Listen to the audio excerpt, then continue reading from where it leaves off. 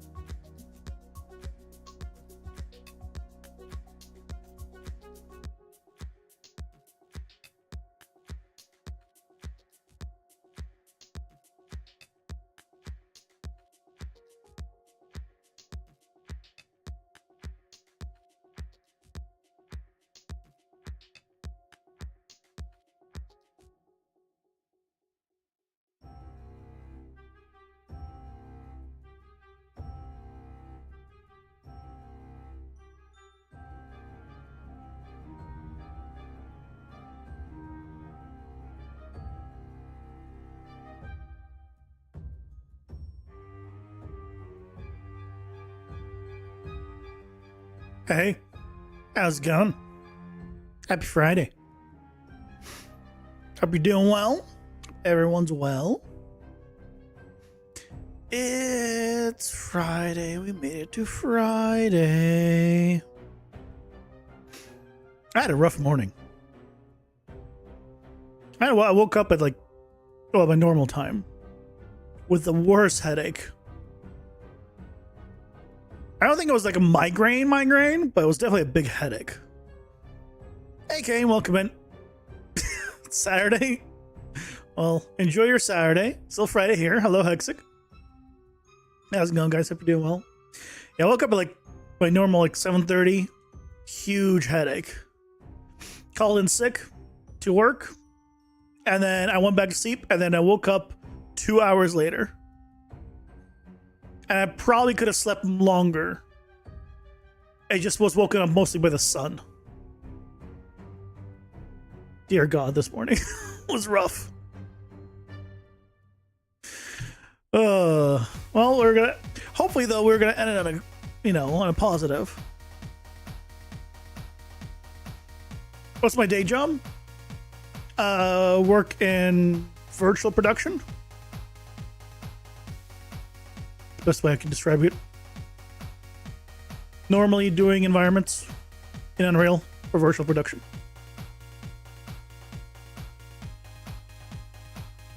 That is the norm.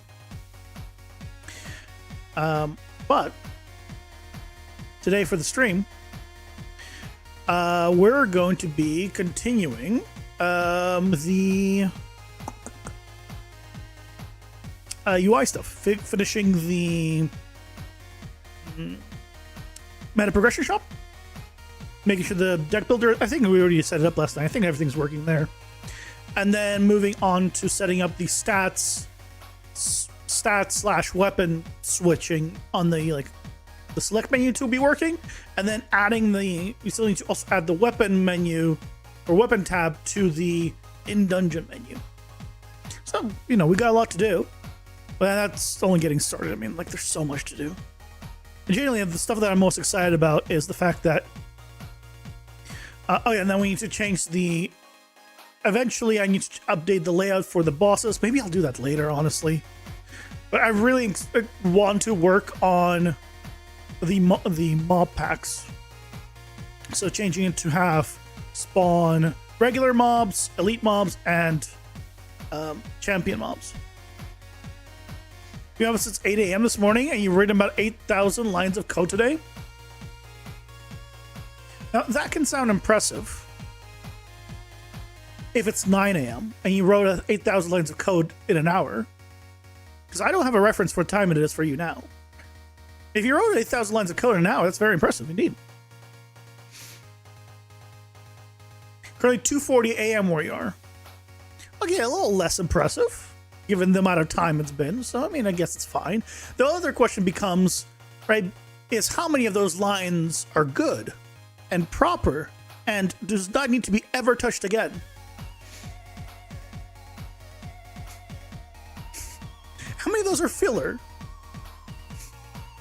How many times did you press enter an extra time when you didn't need to make it a new line? You could have just put it all in one line. Hey Zebra, welcome in. How's it going? Hope you're doing well. Another rough day? Thank God it's a weekend now for you. It was mostly a rough morning. Woke up with a giant headache this morning. Not only a headache, it was my eyes were also on fire, but I think I just did not sleep well. It's too much in my mind. You prefer deleting code at your day job? It's easier. It's a neural network viewer / trainer, so you can see neural networks being trained in real time. Sounds cool. Hello, Arvin. Welcome in. How's it going? Hope you're doing well. If any recommendations on how someone can start game dev on a tycoon-like game, the same way you'd start game dev on any kind of game. You just start. Figure out what you want to make and start the first thing. Is there a character move in the game? Start with that. The same, one step at a time. One step at a time. Is we're teaching AI machine learning to kids? I'm not a kid and I'd love to learn that.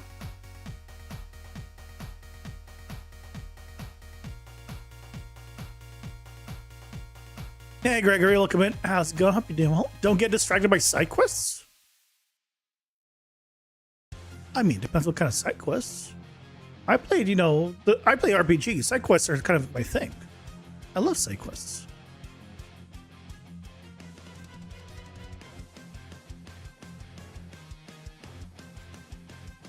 Side quests is like how I play games. If I play an RPG and there are side quests, I will do all side quests before I touch the main story.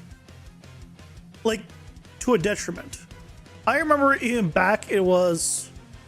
what game was it? Not Fallout. What was the other franchise? I want to say it starts with F. Oh, there's another franchise where you got I think it was also by the same company.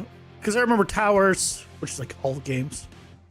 Anyway, no, it wasn't Fallout. I said Fallout, but then I realized no, it's not Fallout. I feel like it's another F game though. I don't remember. It doesn't matter. Point is, I remember I got access to different areas. And I went out and I did all of the side quests before doing the main mission because, cool, I'll just do side quests. It's always how I do things. And I'm like, okay, I cleared the entire like island map. There was like multiple islands that detached. I'm like, okay, I cleared all of that out. I basically went from nothing to having all weapon unlocks, having rocket launchers, and like everything. And then I did the first, then I was like, okay, let's do the main story mission. The main story mission taught me how to shoot a gun. I didn't last very long into that game after that. Because, yeah, I felt like I've already done everything, and now the main story didn't seem very interesting, considering I was extremely over-leveled and over-geared and over everything.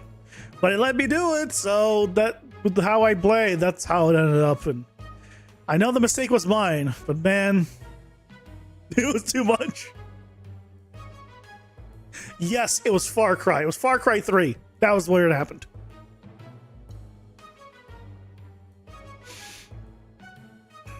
I was like, it's an F game. And it wasn't Fallout. Yeah, it was Far Cry 3. So I never beat Far Cry 3. Yeah. Like, I got bored. Like, I feel like it should have, like... Well, that's the problem, right? With the problem with those kinds of games that are like, here's a tower, it shows you everything around it, and then just lets you do whatever you want is, yeah, if you just do all those and ignore the main story, that doesn't even stop you from progressing, you're going to be way overpowered if you do everything. Graphics never improved after Far Cry 2. The only Far Cry I ever tried was Far Cry 3. And I never beat it. So. Yep. Do you guys want to see the current work in progress of the main character?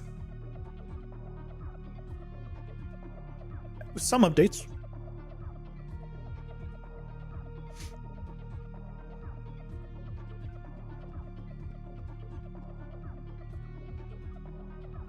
Ta-da! These, and these, and these. There we go.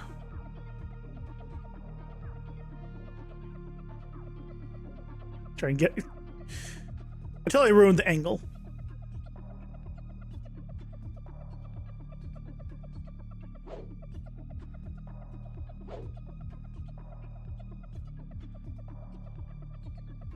Yeah, good enough.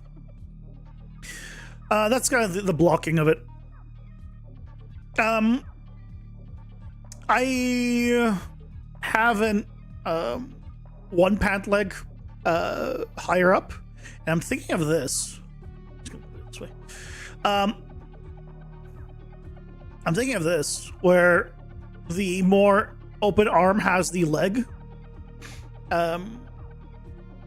like covered more, but the more closed off arm has the more leg revealed. Compared to this one, which is the same on both sides, right? It'd be more open, closed, closed. I mean, I can make them the same on both sides. I can ask to do either both open or both closed. But I kind of like this. Obviously, this doesn't have a face and doesn't have hair, which is going to be pretty big. It also has like no detail of any kind. It's just literally a ZBrush screenshot. So, yeah. It'll look a bit different in the end. Plus, it has no like cloth sim or anything, right? So obviously, like, even in idle, the cape won't, or cape, I don't know, what do you call this? Is it a cape? Capes are from shoulders. I don't know what this is. Either way. Right, it won't be straight down, it'll have actual flow, so it'll be a little more interesting. That's a cape? But it's a cape, I guess, does a cape need to? Let's define cape. Define cape. A sleeveless cloak, typically a short one.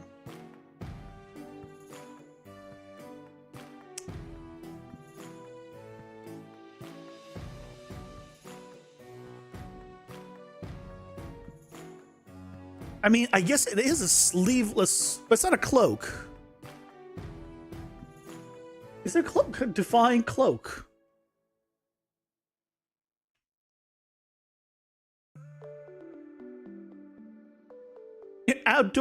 an outdoor overgarment, typically sleeveless, that hangs loosely from the shoulders. Okay, so it's not a cape, because it doesn't hang over the shoulders.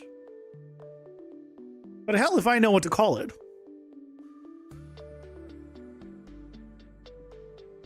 Either way, that's the current work premise.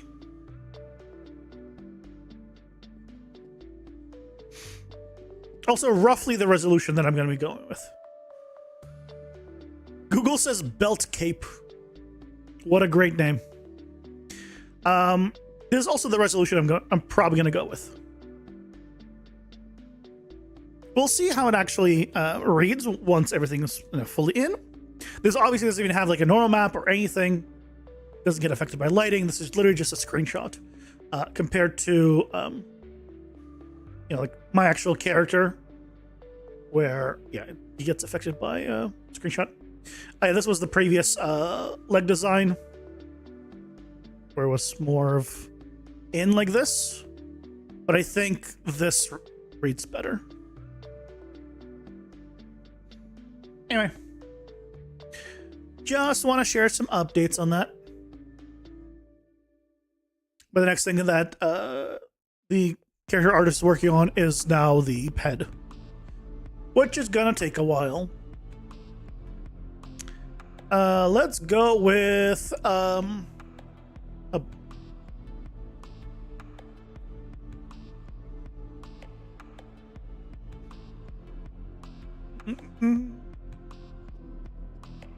So yesterday we kind of got all of the stuff in here, right? Kind of got all the stuff in here. Oh, it says it to the. Why did it send it to this one? That's odd. Hold on. Yeah, okay, whatever. It's probably fine. Let me actually, you know what? Let me turn on the controller and double check.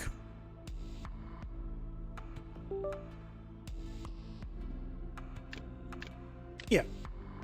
Seems like it's fine. That goes there.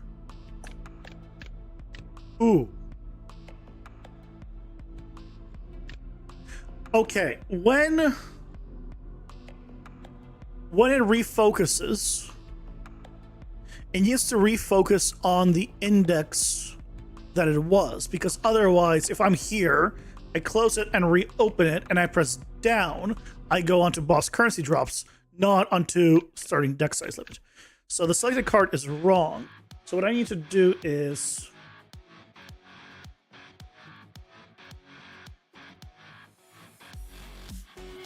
here on construction, I also need to set selected index here to be 0.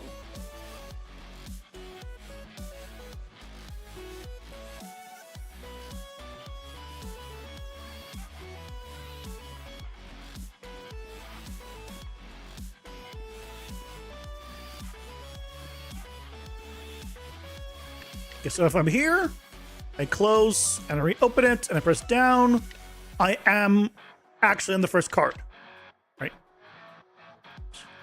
I'm actually on the first card. Only other thing is, if I'm somewhere else, right, and I have behind me there, that card is selected base critical chance up, but if I reselect it now, for a moment, you see the other one.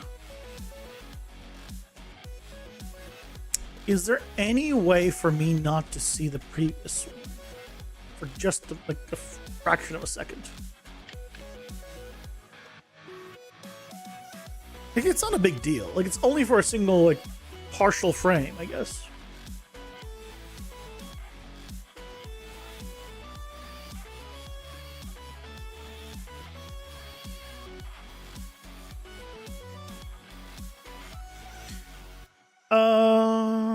If the index equals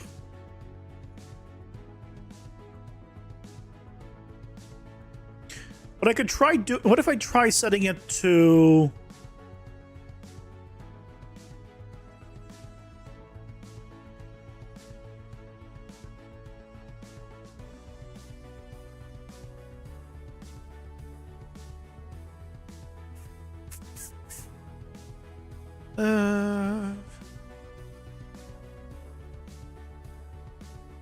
selected index?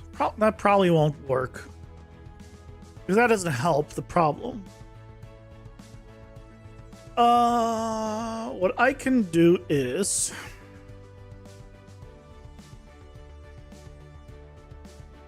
I can try storing this value. Check if it's valid. If it is valid, set it. If it isn't, don't set it earlier. What I mean is, I can try... Promote this to a variable. Large card. Loose focus, clear card preview. Don't think that's a function. No. It's not in focus. So we do large card info. And then on the construction, basically, when we do generate cards, I can see if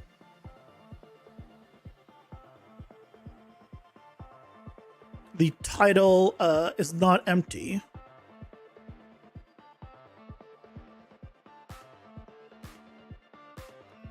Empty? Okay.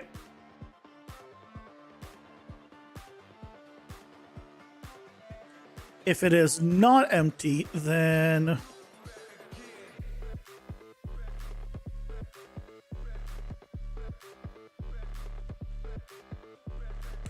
you just set it here.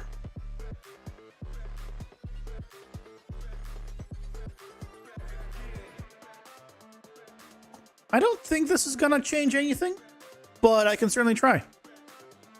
If it doesn't work at all to fix the problem, then I'll undo it.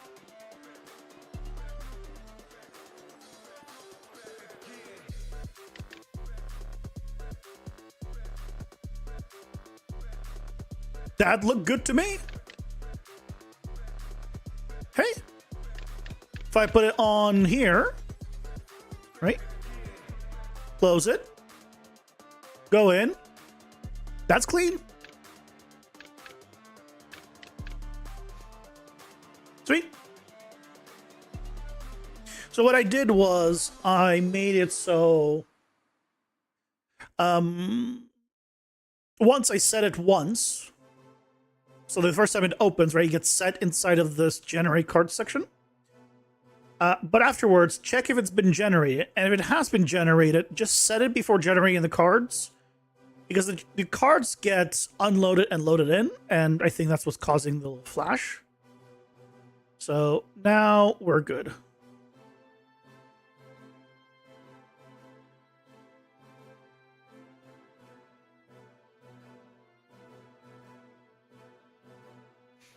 Sweet.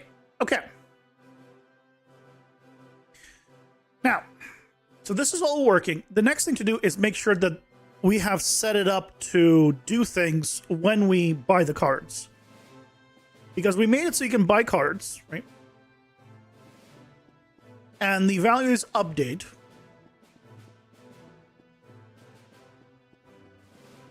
Here, you can see there I gave myself some currency. There, I gave myself some currency, right? And go here and I can buy this. And now I can buy it. Buy this, buy that. And it's great, but it's not doing anything. Right? All the values are correct, but it's not doing anything. It kind of needs to do something.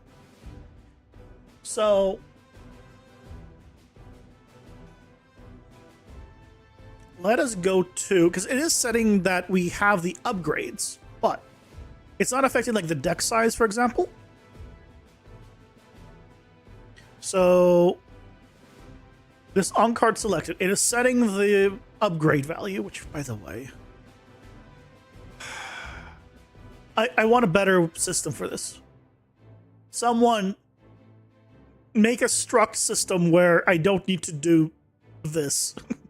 Where I can just get a certain input from a struct, like a second index of the struct, and assign it to the second index of the struct. So I don't know. Oh yeah, I want to see if I could bypass the set members. Let me just double check. Can I bypass this?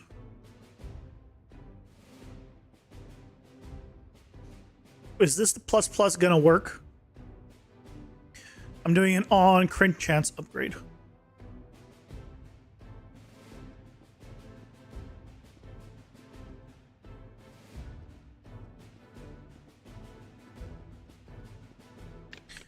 Crit chance upgrade up. I need to give myself currency.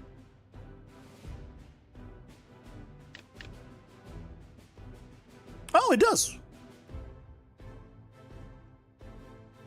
It does work. Okay, so I don't need that. Well, that depends if it is a reference or a copy.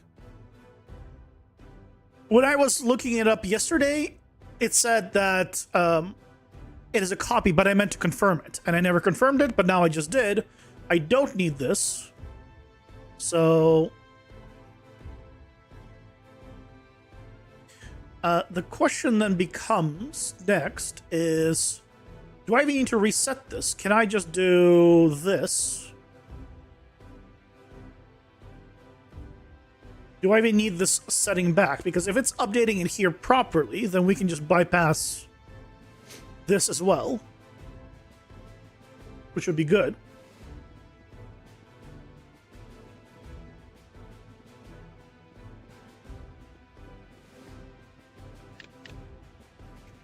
Right, need to give myself the values.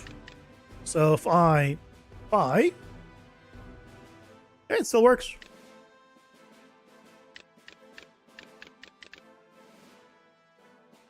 Yeah, okay. Yeah, no, that is needed. So it is a reference. See, this is where AI was wrong. Goodbye.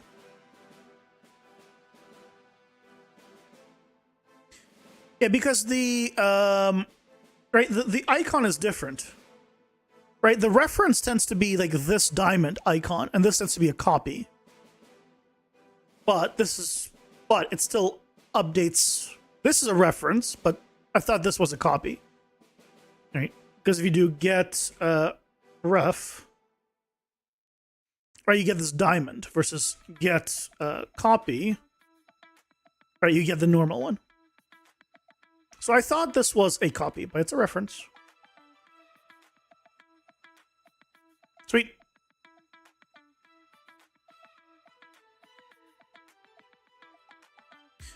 Okay. I mean, that's a little nicer, but aside from this, some of them need to do certain things. So the reduction curse stuff just needs to be set for the value. That's all we need. The boss currency upgrades we need to implement.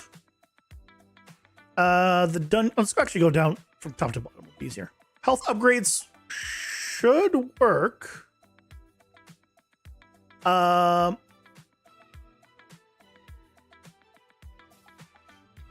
should test that.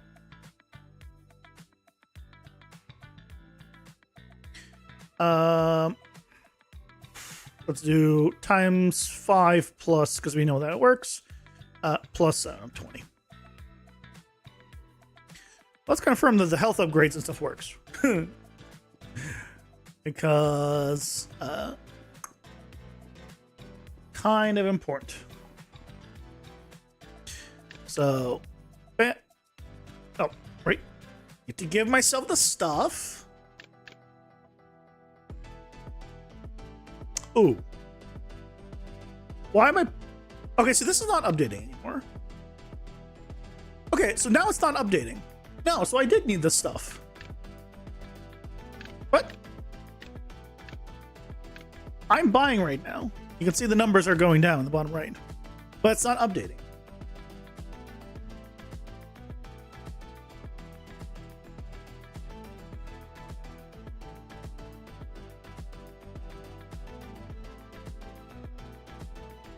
So, hold on a second.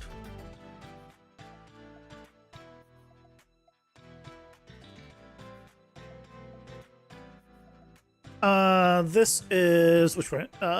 Crit damage. .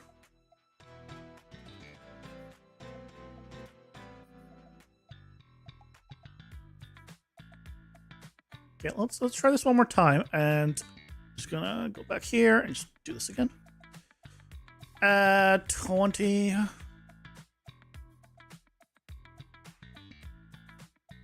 Okay, so for crit damage, I don't have the set members. I just increment and then set it. For crit chance, I don't have anything after.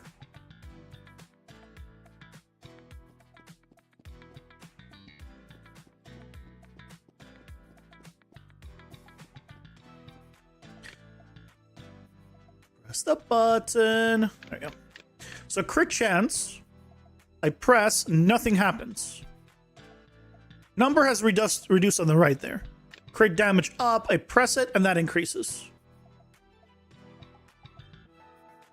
So it is a copy. Okay.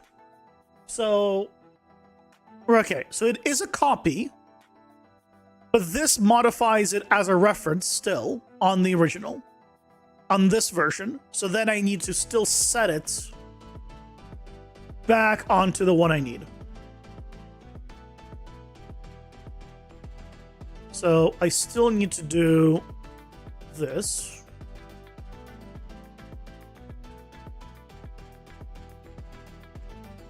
It's just I need to do this.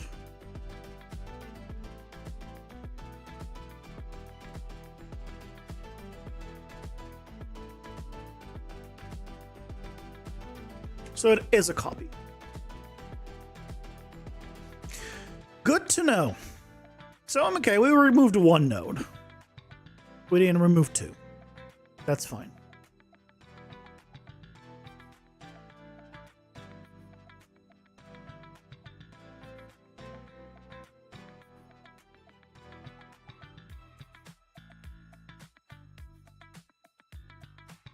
Got them all plugged in? Yes. Okay. Okay, now let's see if the health is working. So, woo, less code, but not as less as I thought. At first glance. Okay, if we activate health up.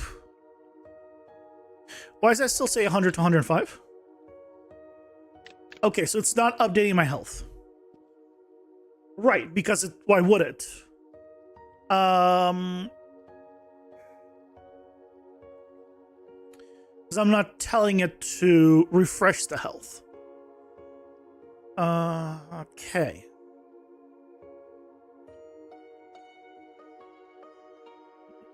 Let's go to... Why are the AC components up here now?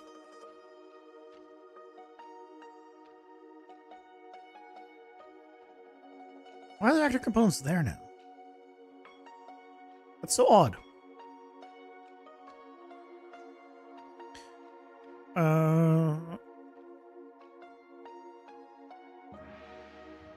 I should be able to run meta health increase. Your shit's brokey? It is. Well, this is more epic. I don't control that. I wish I could control that.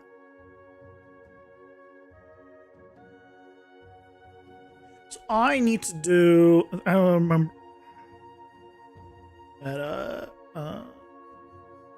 Health... What do I have?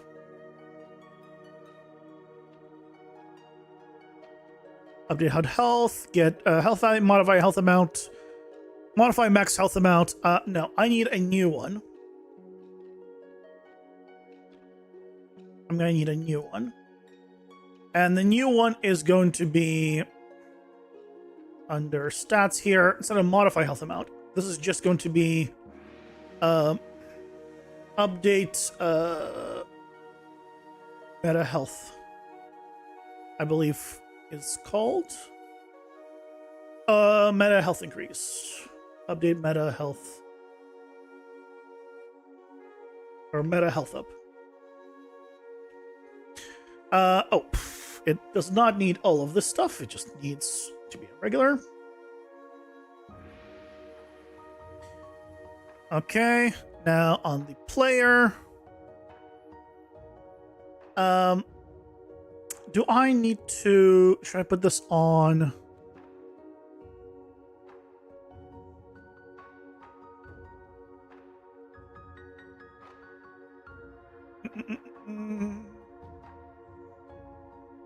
It takes an input of meta progression. Hold on.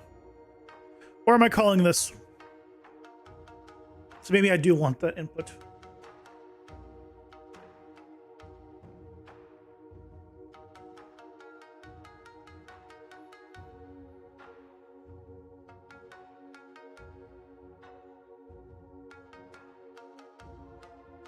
I'm pretty sure it should be called from the player, no? No, just all within here. Okay. Update all meta progress. That's probably where it is.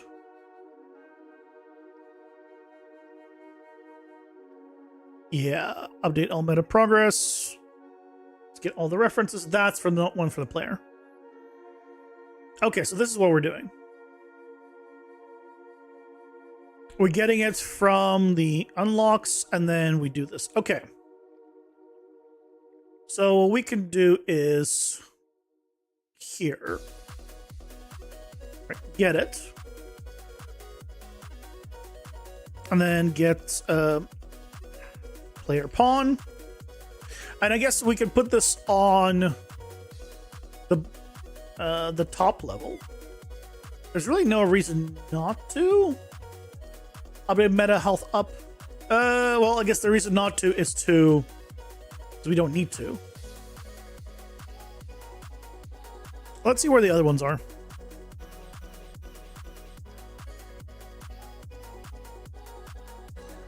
BP player, interfaces, character info, stats.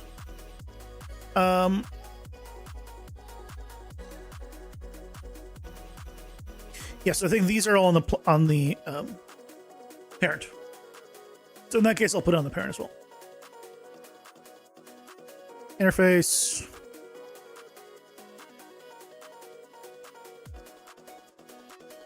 Yeah, because these are just character stats, so which makes sense. Yeah, that's where I'm doing it. Okay, update meta health up. We're just going to grab the AC character stats, which is up. Why is AC character stats up here? Just put it back down. Just move it down. Move it down. It used to be all down here. Then I added something and removed it and just reordered everything.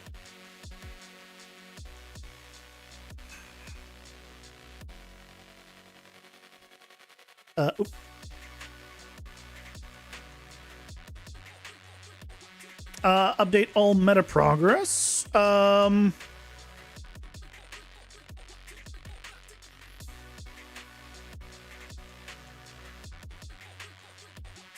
I'll put it as an input here.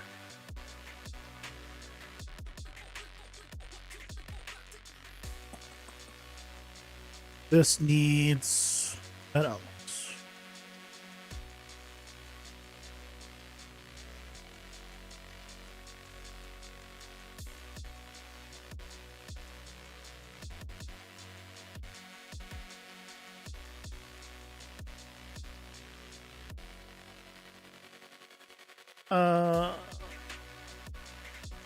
Should call it what the variable is.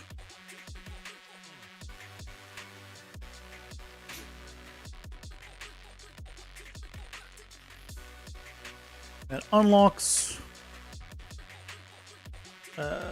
That unlocks reference. Just to keep it a little more consistent. Okay, so now we have this, so now we can call it from here, update meta health up.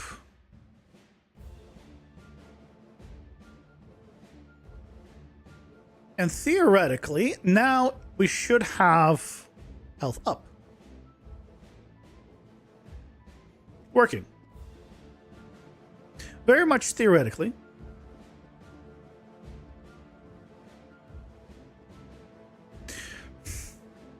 One day, I will remember to press the button. Huh? Eh? Can't upgrade anymore, insufficient? But it says 110 if we come here. Ooh, I have 105 out of 110.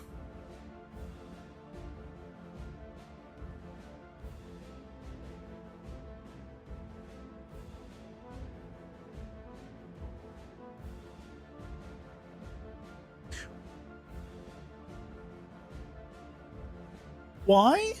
Wait, 105 out of 110?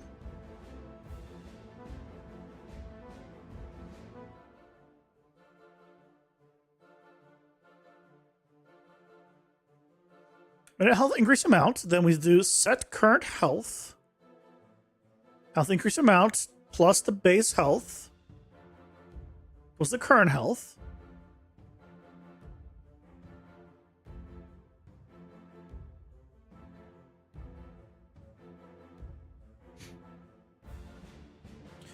Then we do plus the base max health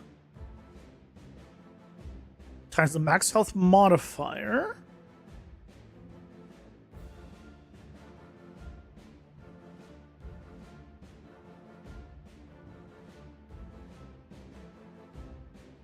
I feel like order of operations we should be doing max health then current health. Because otherwise we're increasing the max health afterwards, so it's capping the current health by the old max health. So I think it's just an order of operation problem.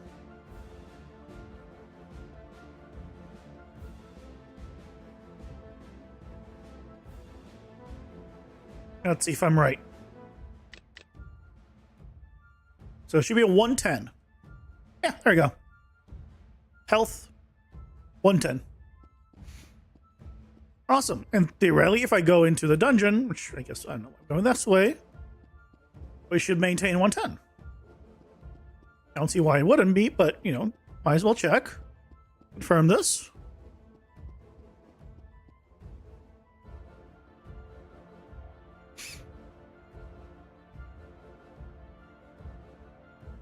Oh yeah, first time loading in. It'll take a moment.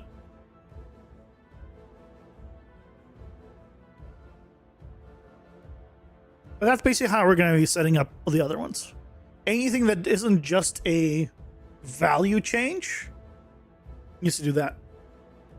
Because obviously for crit chance, crit damage, that's already set up because I just set the amount of upgrades, and then when I need the crit chance or crit damage, it just gets the value, right? Multiplies, whatever, does whatever it needs to. Done. But for this thing to update immediately, we need to do some stuff. Same thing with the deck size and the starting cards. Oh, the starting cards might not need it. That one might be done automatically. We'll see.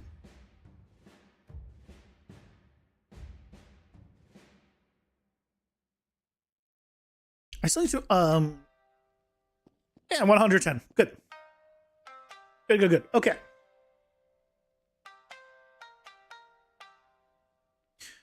So, in that case, let's go back here. Damage upgrades, we should be good on. Let me just double check. Not character stats. We can close you already. So you. We close you.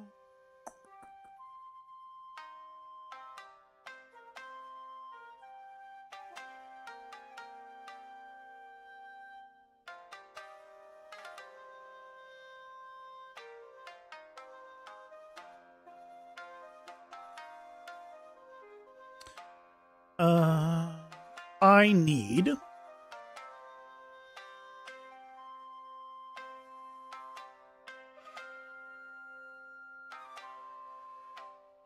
need the AC abilities.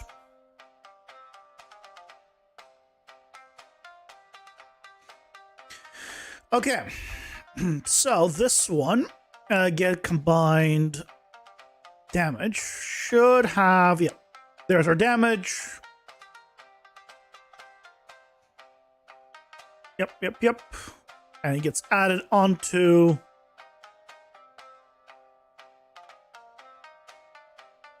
ooh. Hold on a second. What value am I storing here? Am I storing 105 or whatever it is? Because I might be storing 100 times damage.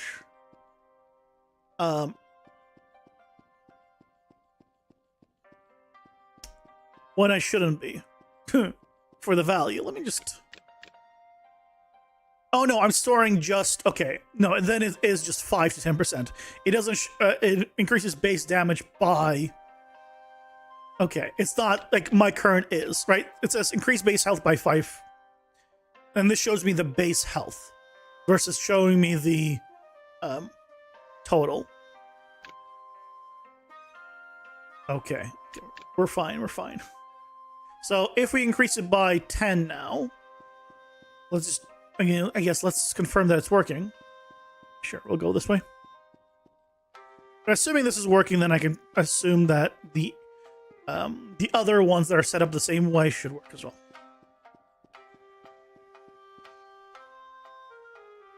And if I do a light attack, it should do 11 points of damage.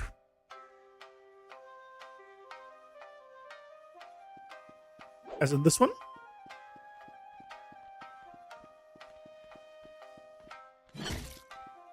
Ooh, 10.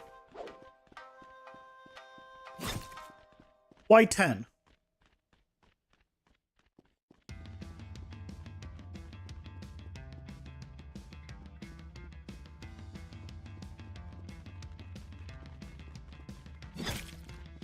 Why 10 and why 5?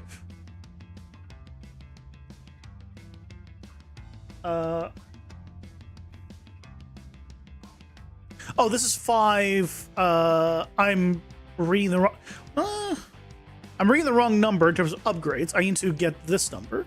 Or in terms of what I'm getting. Because this will be times... 5 times 2, theoretically. But why was my damage...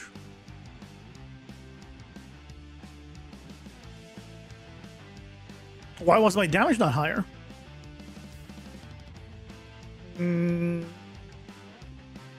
Okay. So good thing I'm checking. You know, always check your work.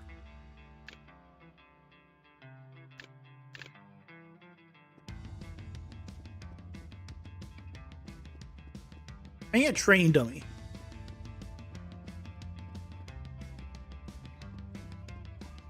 And a training dummy in here.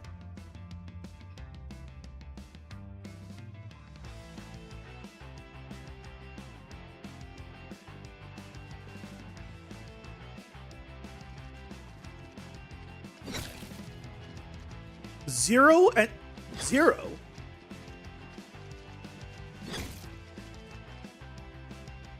What's the problem? Why are we at 0?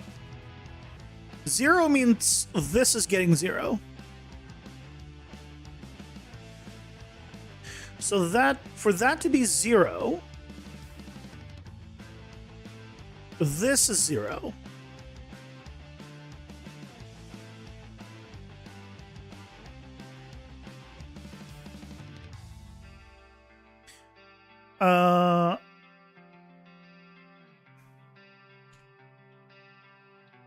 Are we getting the player here in general?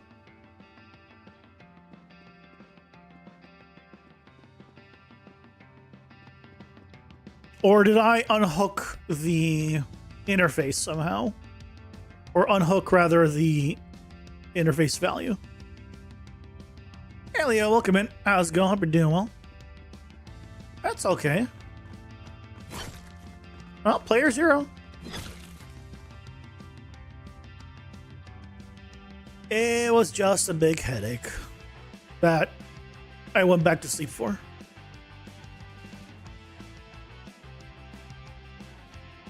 So, better tonight.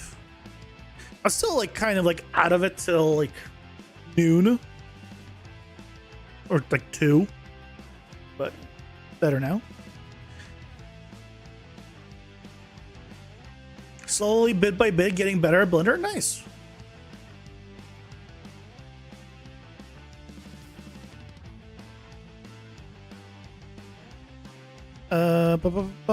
I need. I guess I should type it. Get damage. I guess. What was it? Get damage upgrade count. This one. Which gets the meta unlocks and then gets me the damage upgrades.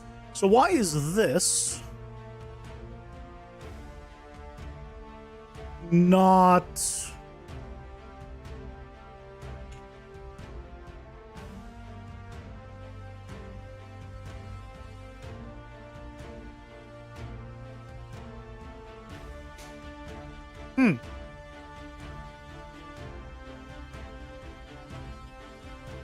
This is odd. Okay, let's do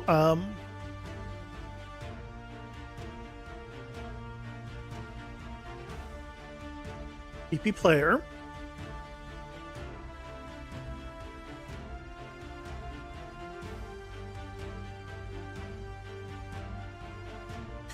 Call to parent just in case.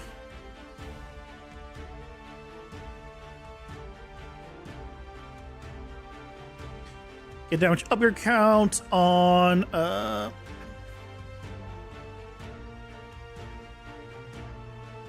self. Self. And then print.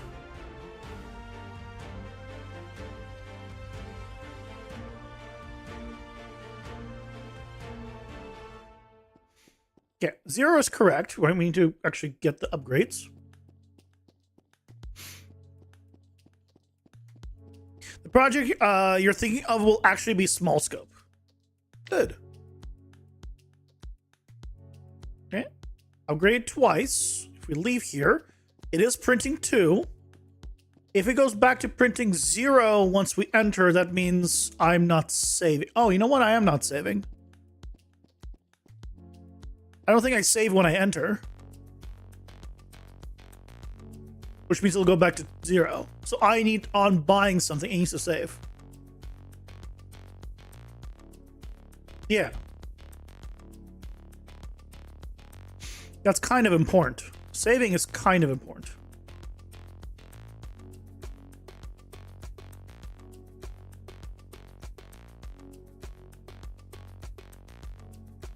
Let's try this again with saving.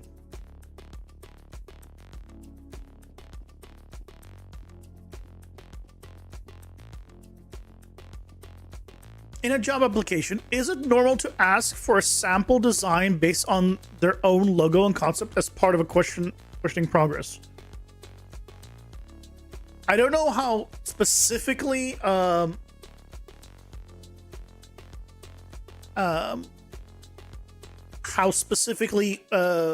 like those kind of jobs are in terms of like design jobs, but it's normal to ask for an art test, and as long as it's not like unpaid work, normally, you know, right, then yeah, as long as they don't use it afterwards, basically, yeah, they can ask for you to do whatever.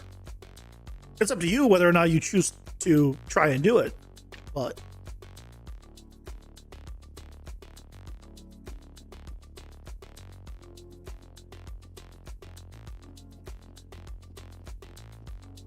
No. What I was saying is, I'm not talking about that. Unpaid work, as in they use it professionally afterwards, not just asking you to do something. That's just called an art test. It's normal to have art tests. If they then, there you go. So now it's saying 2, probably. If they then go out and use that, right? That's a different story.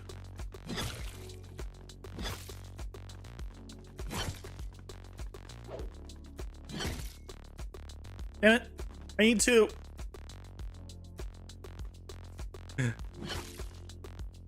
oh, I'm doing... Why am I doing 20 damage? Well, that's not right. Well, first of all, we don't need that print string anymore. So that can go away. But why am I doing 20 damage?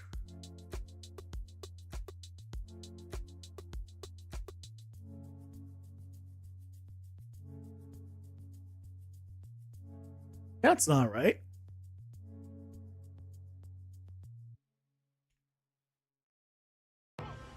Upgrades. Oh.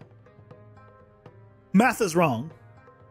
This gives me 10 and I'm just adding it versus multiplying it. The math is wrong.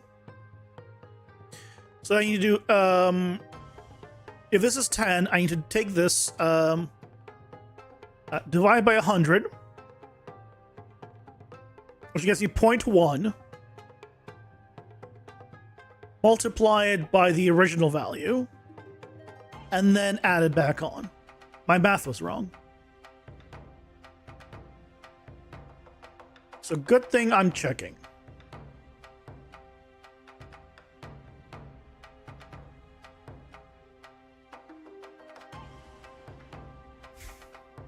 You see that 3D render part of your ad, so yeah. What's the reason you didn't go with damage numbers again? I mean, who's to say I'm not going to in the end, but I don't see damage numbers as a reason for the game. Like, I mean, I might in the end, but at the current moment, I just don't have them. It wasn't like a conscious decision where I made like that I'm not doing damage numbers. It was more so that I haven't done them yet. And maybe I will.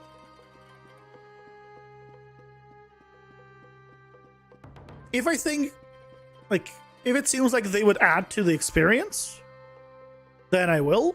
I have a lot of things that do damage really quickly, like multiple times a second. Like poison does damage like 10 times a second. That would be a lot of numbers. So I don't want to crowd things. By default, as you can see, I don't even have health values or health bars above enemies, although you can turn them on in the options. That is like default.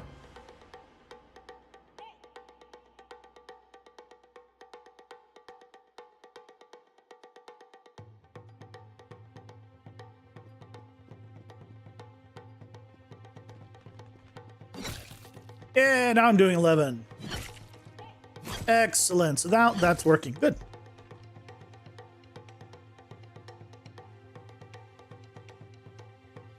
It could be track damage numbers where it doesn't create a new one, but rather each character is responsible for one damage text and they just update that. Then it would just flicker.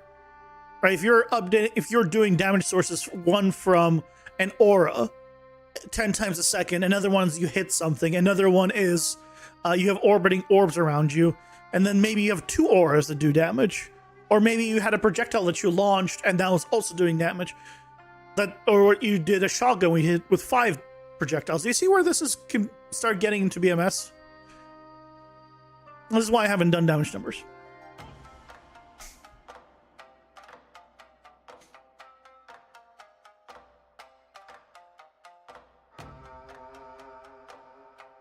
That's why we haven't done damage numbers.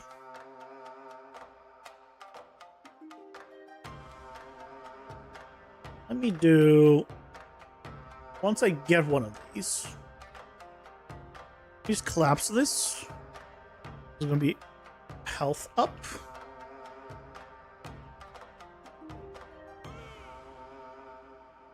This is good to go. This is damage up.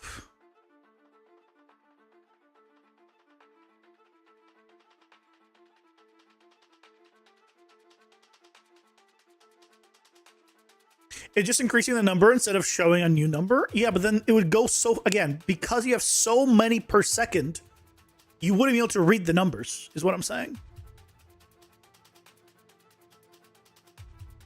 So if it's taking 10 damage a second, it would be 10, 20, 30, etc.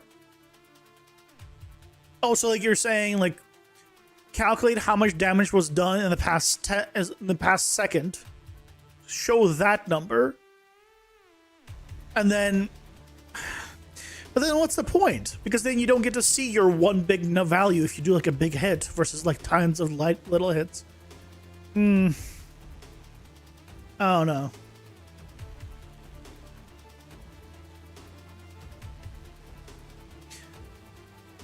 Like, I can see that like being kind of interesting, but yeah. Freezing the frame.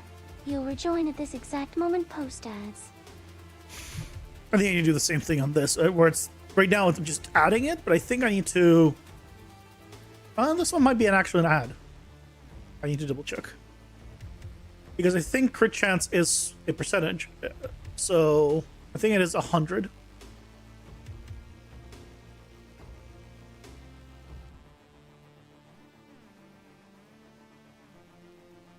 Yeah, it should be out of 100. So this one should be fine. Also, an issue as well if you have different damage types. Right now, I don't really. Like, I have projectile, melee, and spell, but that's not really different damage types. I'm more keeping track of damage sources. But I do have, like, projectile damage reduction and melee damage reduction. So.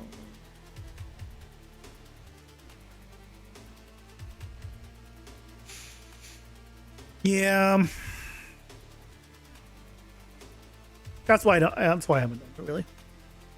If I think of a good way of doing it where it doesn't feel like it's an overwhelming mess, I will. But like I can't even be like, oh yeah, well then some of these just don't display. Well, then you can make a full build where you just run away from enemies and the trail of fire just slowly deals damage as you run away with a trail of fire and a poison aura, and all you do is just run around. And that would do a lot of damage, and you would see 0 damage numbers, right? So we can't have that either. So chances are we won't have damage numbers. But maybe in the future, I can make it so like certain damage types just stop triggering like 10 times a second, like auras. But I think it's kind of nicer when they trigger multiple times and you see the health, gradually decrease versus just going like in chunks. It is like computationally it's also better, but that means that if someone goes into the aura range for 0.9 seconds and leaves, they theoretically took no damage. Versus if it was, 10 damage a second, they just took 9 damage. That's a big difference.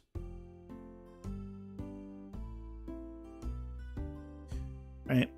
Which. Oh, no, you're good. I mean, the ads are playing, so I'm just waiting for ads. But those are wrapping up.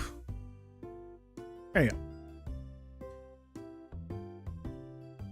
go. So this one's fine. Crit chance is fine. Crit damage should be also fine.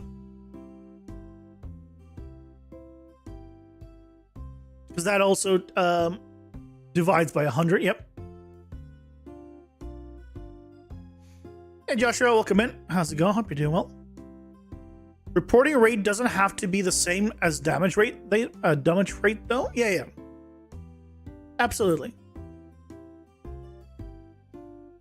But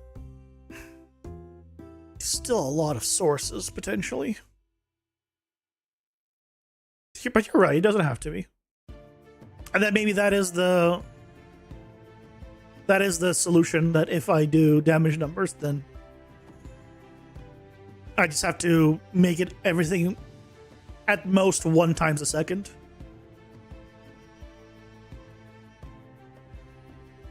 We'll see. We'll see.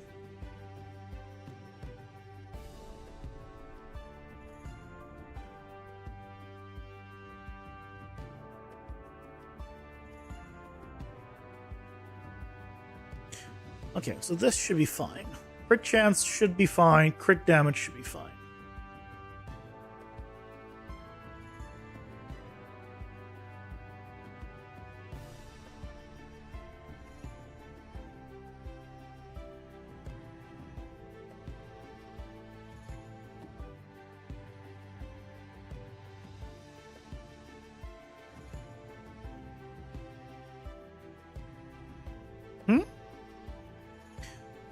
Next, we have deck size. Everyone wants a bigger deck. I don't blame them. For your game, that's also the current issue because you don't have any horizontal deviation, so repeating damage numbers just overlap the one behind it. Yeah, that's the other one. Let's say, like, just again, thinking about like an aura that continuously does 10 damage at a time. If you just constantly just see 10 damage, 10 damage, 10 damage, like, I feel like that's just clutter. It becomes clutter. Unless I do like an options in the, I can make an option in the options menu, like display damage numbers from XYZ source, like auras, display or not display. And then if you don't want to, you can turn off the damage numbers from auras. That is an option, actually. Like, that's not a terrible way of doing it. If I give the player control of which damage numbers they see, like if they don't want to see aura numbers, they can turn off aura numbers. They don't want to see like basic attack number, that they can turn off basic attack numbers. If they want to see enemies or not see enemy ones, yeah, I guess we could do that. Either way, damage numbers are very far down the line because I have so much that actual gameplay to update that damage numbers will be, you know, what later. For sure. I want to rework the mob packs.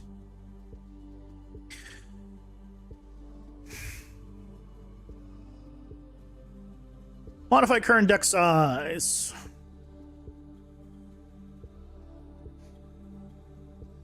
So we want to modify it by 5. Right, because that's all we're doing. We're just increasing it by 5. But I don't really want to hard code that. So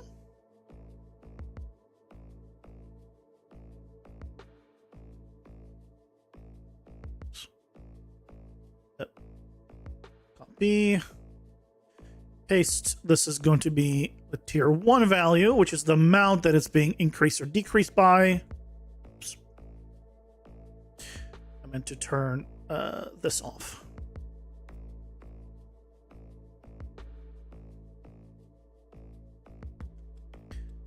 So theoretically now it should update relative to however much I have in the data table. So if I wanted to, I should be able to change this by a certain value. But you know what? Instead of doing modified deck size,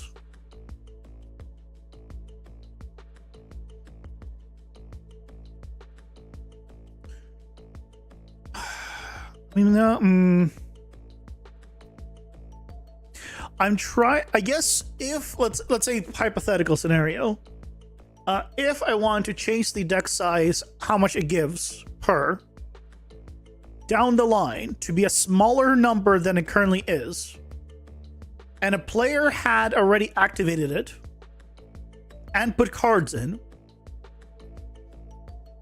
I would not want to reduce it below that, most likely. So I could do modify. It would store the modified value, and then if I reduce it, then the future ones would just be lower, and then congratulations to the player. They got extra deck size by redeeming it early. I shouldn't need to do that, but the alternative is when you open the deck builder, it just reads the upgrades and then sets it based off of that. But I think this is fine.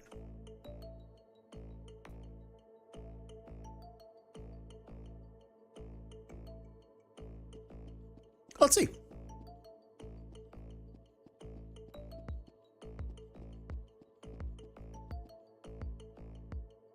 Okay. So, redeeming you. Let's go to 25. Okay. So if we come over here to the deck builder,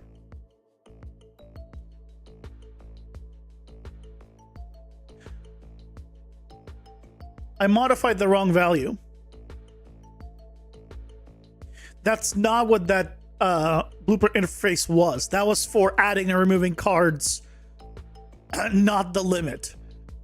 Whoops. Good job, mate.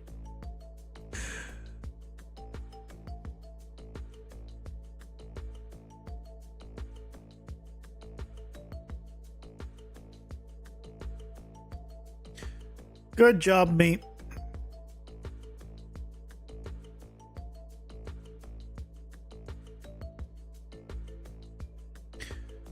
I want to check out... No, not you. I guess you as well.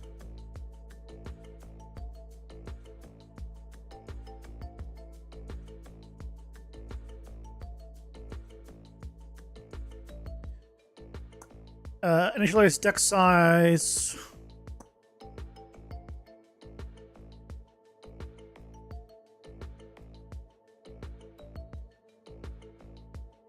Deck size upgrades.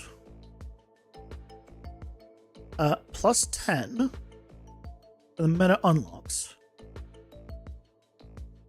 Deck size upgrades needs to be multiplied by however many I need. Or I have. So I guess here I should do multiply.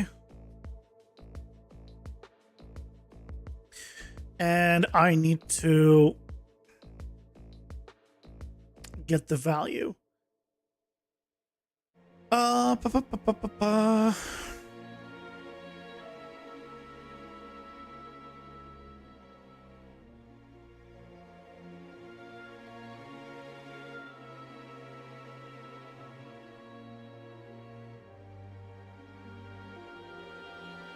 This is deck size. So we can grab you.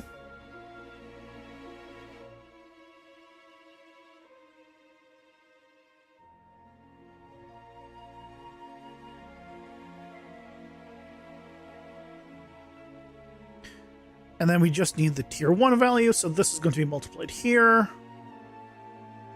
Just grab.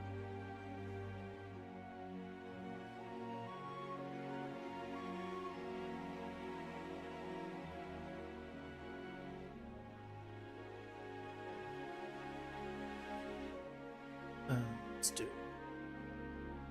one of these just to clean it up a little.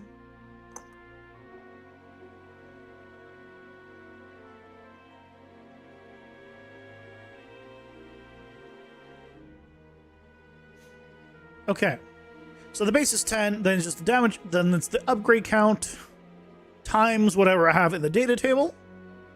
I guess this will set it back to a lower value. That's fine. You can have more cards, you just won't be able to have less cards. And that means I need to remove this. This was the wrong thing to do. This is the correct thing to do.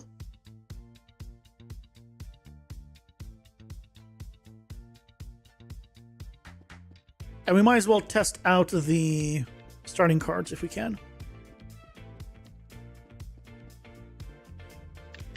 So, we're going to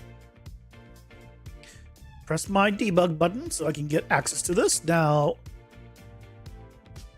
ooh.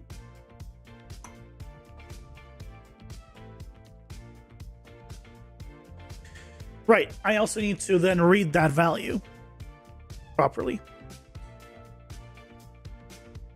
So I then need to also do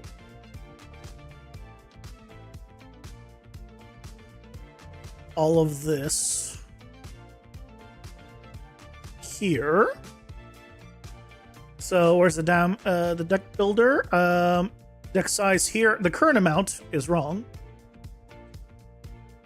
The current amount needs to be from the deck size upgrades, yes. And then I need to get the current row. Yeah, all of this. Yeah, you do this basically.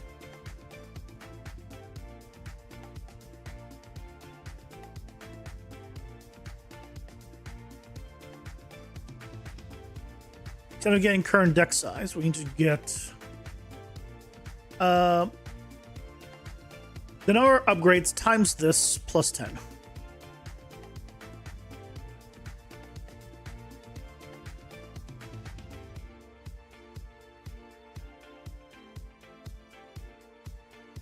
Oop. This one.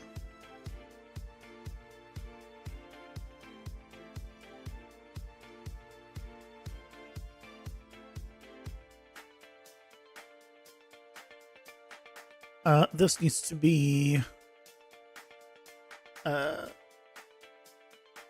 here.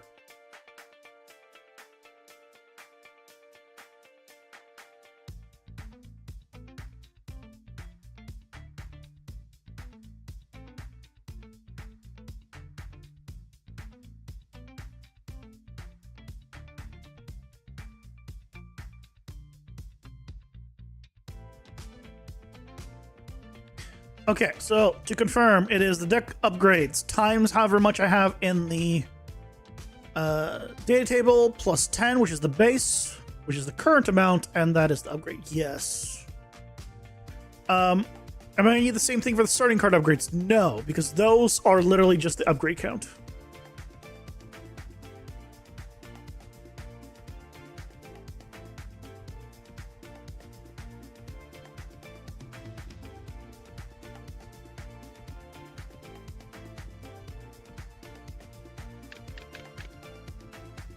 There we go. So I should now have 20 deck. And if I come here, I should have one upgrade here. I can go 2.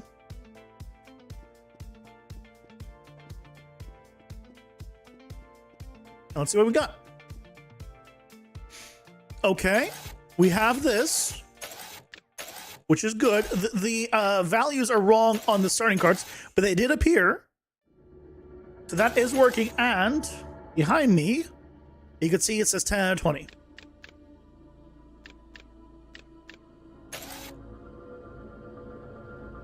Why can I not add...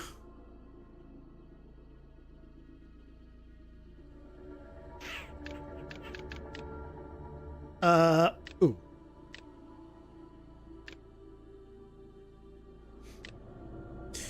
Why can I, not do this with the controller now?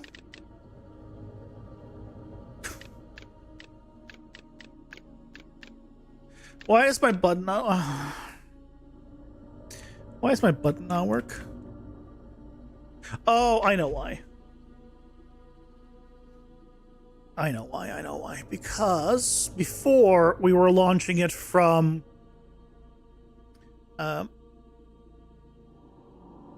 the player, and now we're not launching from the player, which means I have to grab my nice little function. This thing, common UI simulate left click, grab that. Actually, I should put it into the load deck builder section. It doesn't matter. You know what? I'll just put it into the deck builder itself. Problem solved.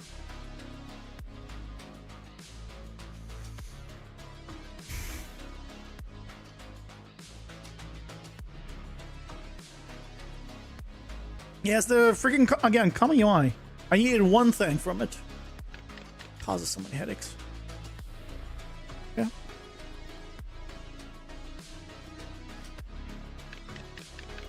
There we go.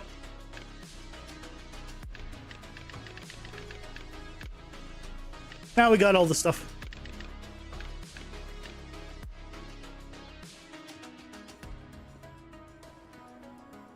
Do you use Common UI outside of the Easy Game UI? Or does it work together with UMG? Common UI is not part of Easy Game UI. It doesn't do anything. You don't need Common UI for Easy Game UI. The main thing that I'm using Common UI for is, you see how you see the mouse right now? And when I touch the controller, the mouse disappears. I could not set that up without common UI. Common UI just does that by default. But I could not, for the life of me, make that work without common UI. And you might be thinking, oh, that should be relatively easy. Just set the mouse to be invisible. Yeah, the problem is it would be visible until I moved the mouse, and then it would go invisible, instead of being invisible right on construction. So this keeps it invisible right away. So here I don't see the mouse, even though I'm already in here. And so without common UI, I just couldn't do that, which is the only and main reason I installed common UI. And then there's been so many headaches from common UI that I have to deal with because of that. So, because I'm not using like 95% of the common UI functionality. I'm using like a thing here and there, but it's mostly the mouse thing that I wanted. Unfortunately or fortunately.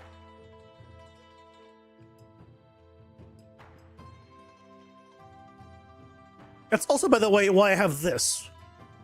I have to use command lines to get what I want from common UI. Like, I had to find the command lines that nobody knew about anywhere. And I managed to get them. Because by default, X button, the bottom button, I guess X on a Xbox controller, right? X on the PlayStation controller. By default, this simulates left click. Great for UI, but it also does that in game only for whatever reason. And when you're in game only and you press X, you might not want to simulate left click, because left click might be attacking with your mouse. But maybe X is supposed to dash. Well, now you have a problem. Because now it's trying to attack when you want it to dash. Because it's simulating a left click, even in game. Why? I don't know. So I had to set it.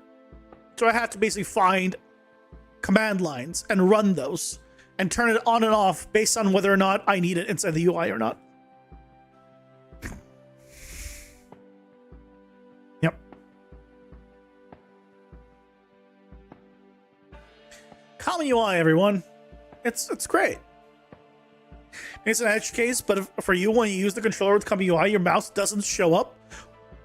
Or maybe it's when you click the controller, you're not sure. Yeah. When you use a controller with common UI, your mouse doesn't show up. Correct. If you don't use common UI, that functionality isn't there by default. That's what I was saying. Yeah, with common UI, that is the default, and that's the primary reason I installed common UI, is to make sure the mouse doesn't show up when using the controller.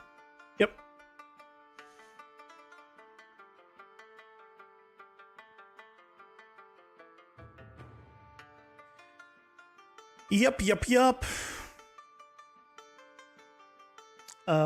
Let me set up the deck builder real quick. I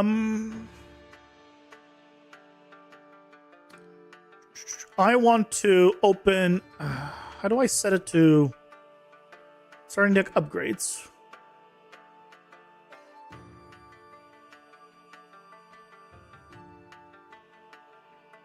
Yeah, the update. So I'm having it. Go back to one.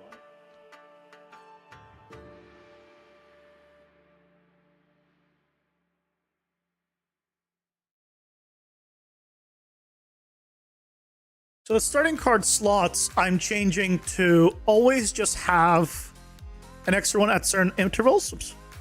So you get one card, 1, 2, 3, 2 cards here, 3 cards here. So we gotta change that. So go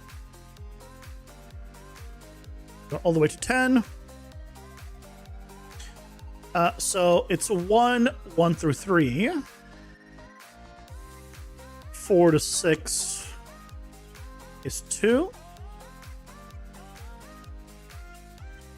And 7 to 10 is 3. That's the animation one. But where am I setting the max I can have? Or the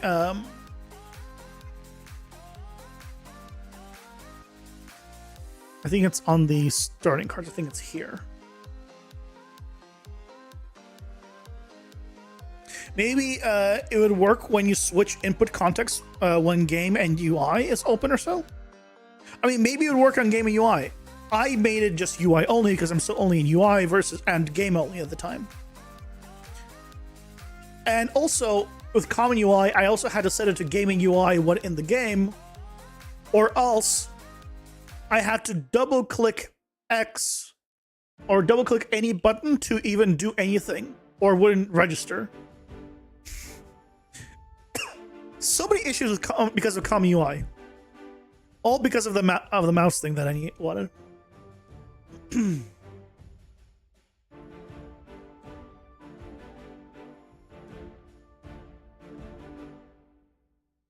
Unfortunately.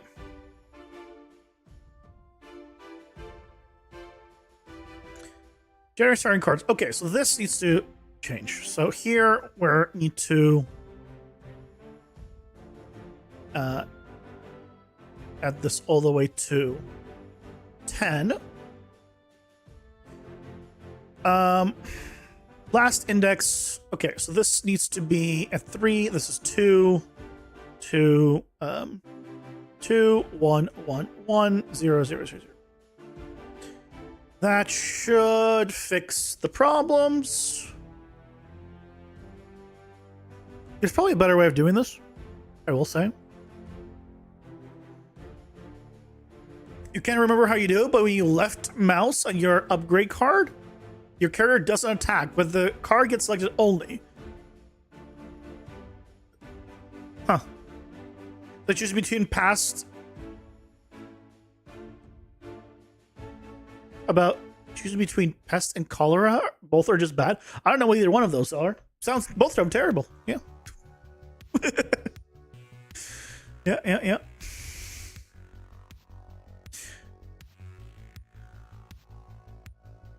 Yeah, let's go try things out.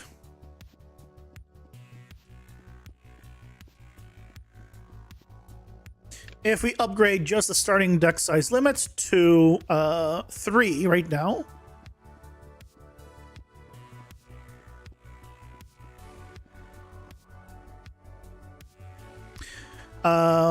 And I open my starting cards and move out of the way. I have 1 card available. That should not happen. That should not happen. I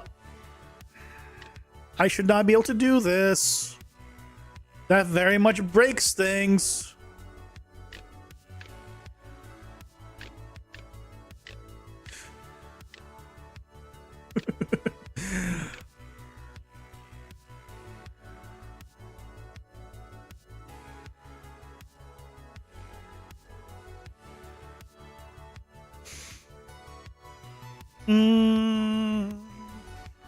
Okay, why?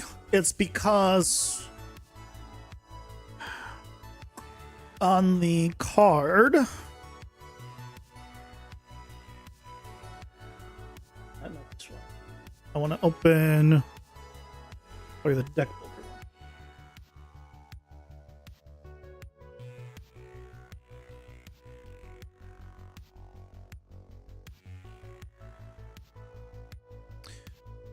Face button left. Why is this hard coded?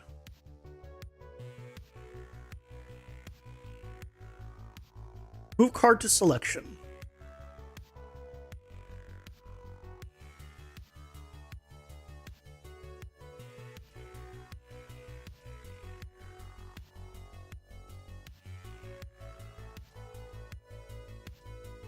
Wait. Yeah. Oh, this will be here. No.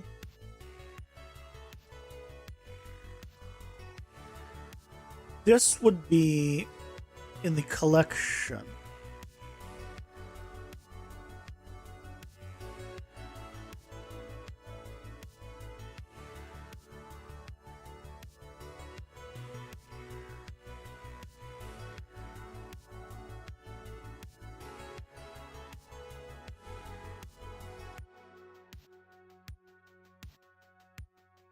Okay, so here it says add card to which is starting cards, and it checks if I can. Oh, that needs to be adjusted. So in the HUD, add card which is a starting card. I need to double check, change my stuff. Add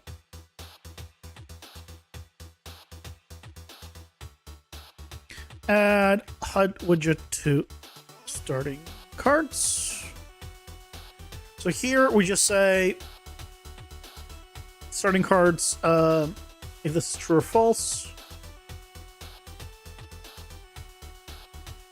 Here. Okay. This checks the cost. And then checks if it is less than this, which is good, because that means cost-wise it can fit, but it doesn't check that numbers-wise. Really, I've never checked for numbers to make sure that I have the slots for it. What? That doesn't seem right.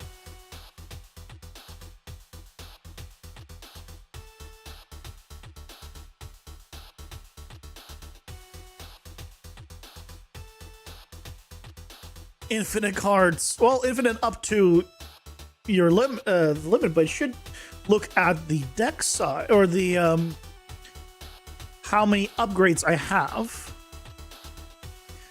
and how many cards are currently in the starting. Get starting. Get all starting cards. Length.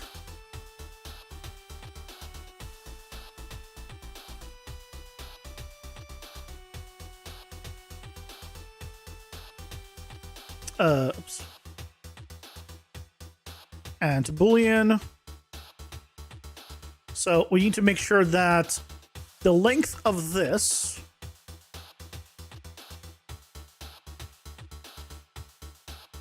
so how many cards we have is less than the limit of how many we can have.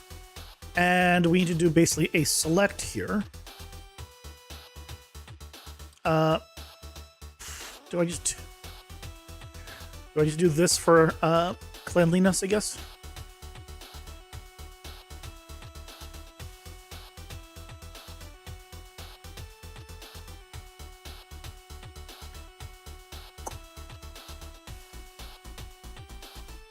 So if I have less than the limit, so the limit on 0 is 0. Then we have 1, 1, 1, 2, 2, 2, 3, 3, 3. Oh, one more.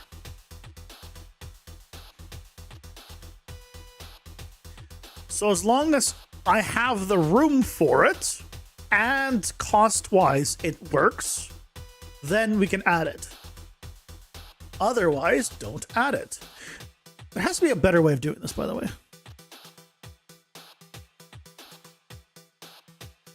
I don't know a better way of doing this because it's not a mathematical thing. I might change the order of this. I should make this a function library, probably. Because I've now reused it in multiple places, but...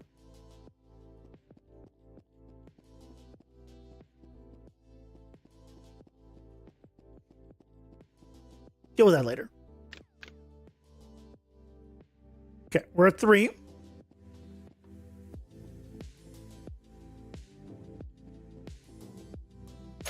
Okay, we only have 1 card, which is good. Add this. Yep, the other one doesn't get added. This gets removed. Yeah. Good. Good, good, good, good. Okay, that's working.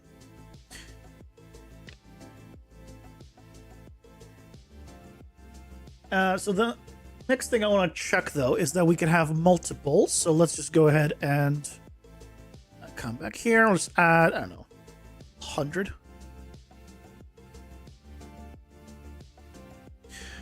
Get us all of the upgrades. Every single upgrade. Just give it to me. So if we have 4, you go to. We have enough for 6. 6 should still be 2 upgrades. Or sorry, 2 cards. We have 2 cards. And behind me, it says 6. 0 to 6. Okay, good. That's working. And if I did even more, if I just said 500, give me 500 of every currency.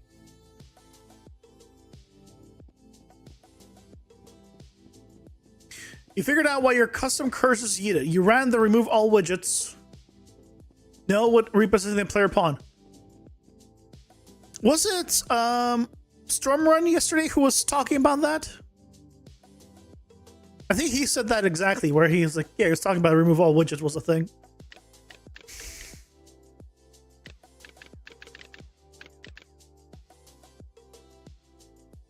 Oh, I also need to make it so when you hit 10, it goes unavailable.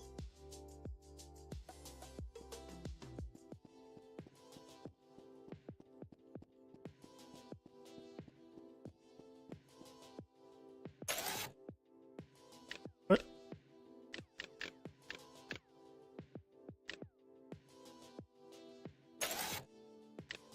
Why is it broken? Why is it broken? Yeah, yesterday we were talking about Zebra, and if one thing I noticed was if you do remove from parent, remove from parent, turn this off. Right, this is just says, target as widget, all the stuff.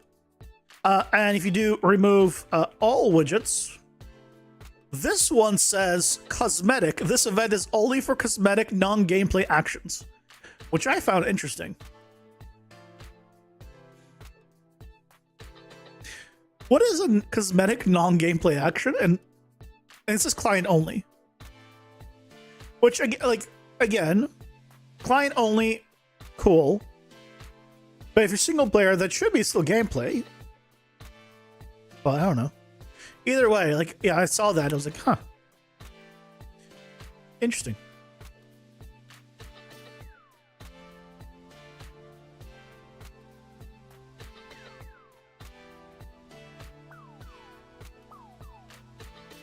Does it?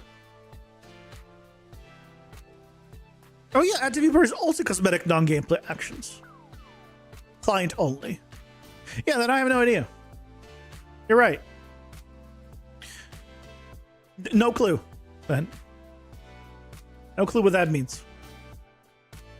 Maybe it considers gameplay actions like things that happen in the world? But then it's obvious because it's UI. I don't know. I have no idea.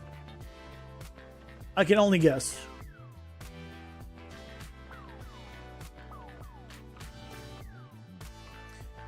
Let's go to the starting deck builder. Not you. You. Is this the problem here? Upgrade.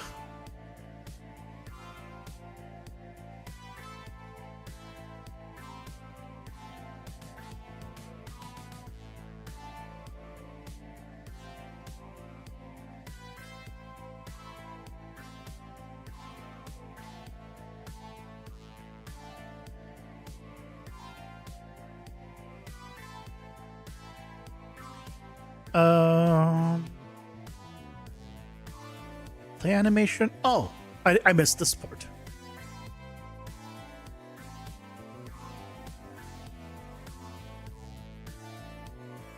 I see. There was a thing I missed.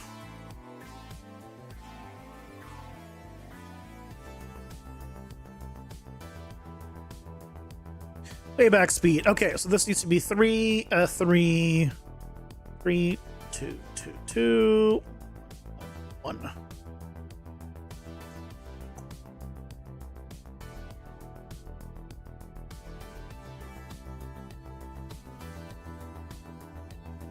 Not sure Unreal is wild, yeah. Or weird, yeah. Yeah, not sure what that's about, but it was interesting to find out that the cursor is apparently a widget.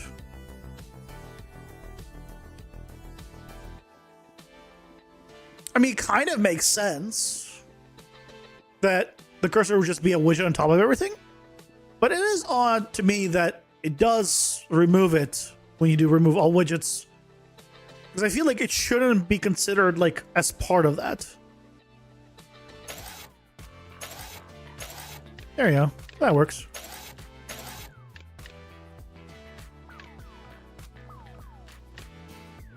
Oh, that's pretty clean.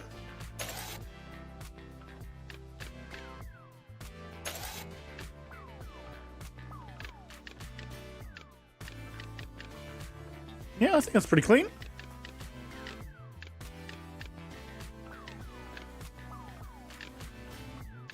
Cool.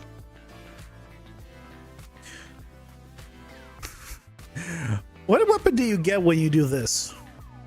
Theoretically, I would get the spell bolt weapon. I was curious. I want to try this because, right, the way the those starting cards work is they get activated when you run into the dungeon. But I guess if you just give yourself 2 weapons, it would just go with whatever's in the later slots, I imagine. So I should theoretically have the projectile weapon, I think.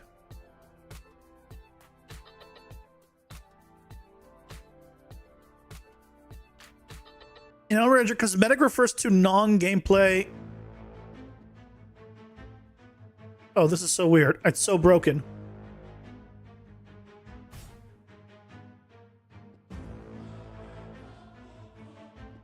Oh, is it just loading? Okay, it was just taking a while to load. You guys had to load one, load all of the weapons for it, and then load the other, and then load all the weapons for it. And the animations, and so it was taking a while. Yeah, so I'm left with this. Okay. So I was writing what it was gonna do. That lag, yeah, that lag is also because of editor. A lot of that is because of editor.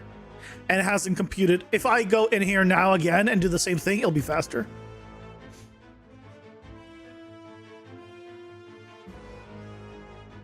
But it seems like that's working now. Let's actually just try that one more time. Just to confirm that it was going to be faster. I think it's just because it was caching everything.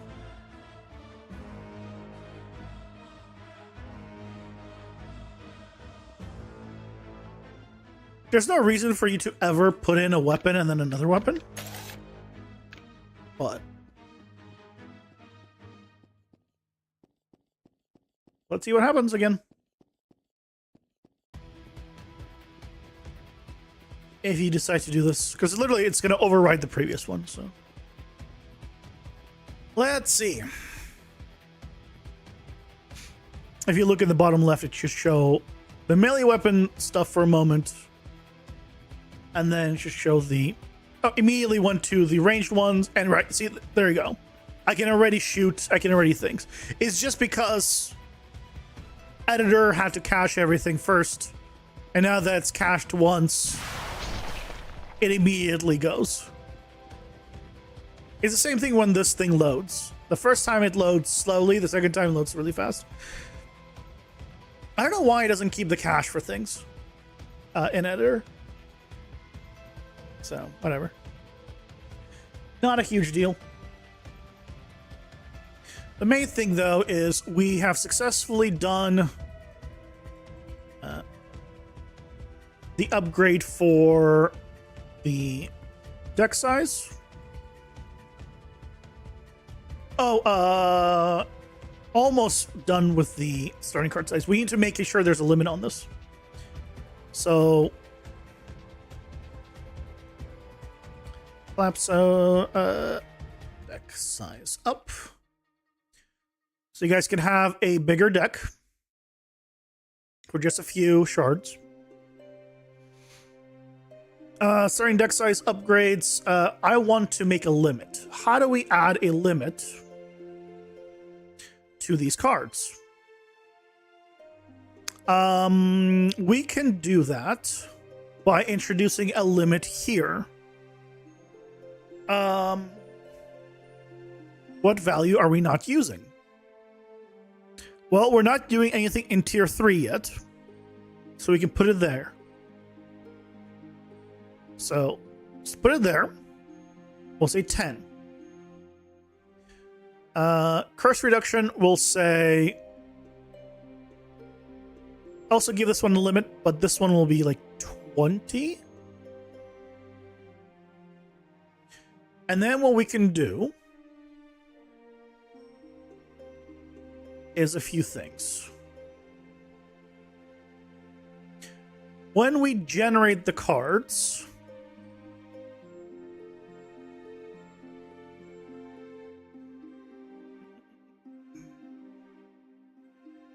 it puts everything in, does all of the stuff before we add it to the grid.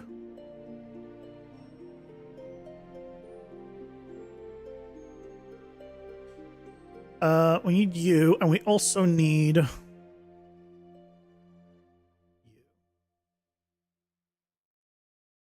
So.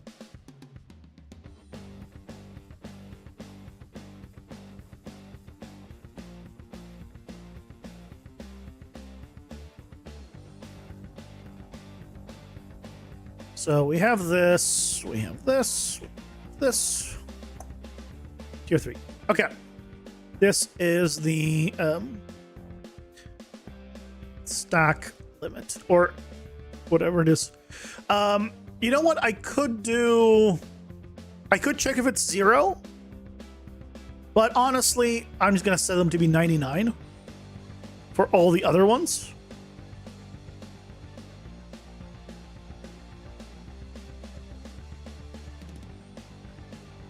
You should not ever get to the limit of all this, because that would be an insane amount.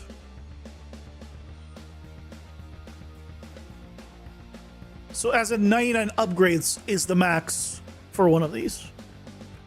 For reference, it goes up linearly in cost, right? So upgrade 1 costs 5, upgrade 2 costs 5 times 2. So the final upgrade would be 99 times 5, would cost 495 shards.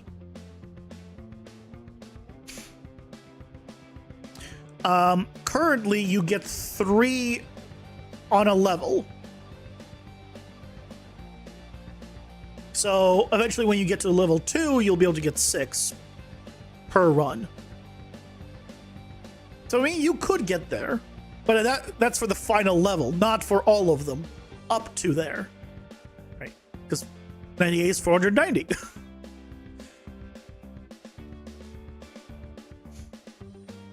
Okay, so now we have this.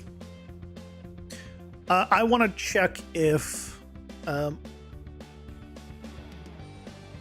current upgrade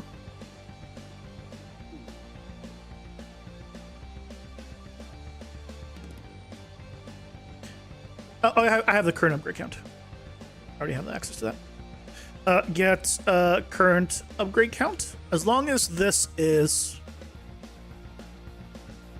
less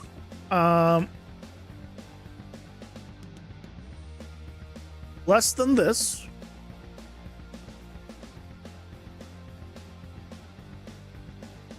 then we continue as normal. If it's not, enable sold out.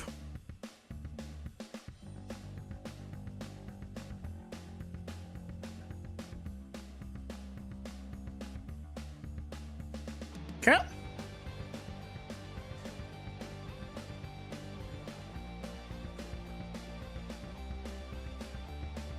Now, sold out just sets the visibility of the overlay and turns it to sold out.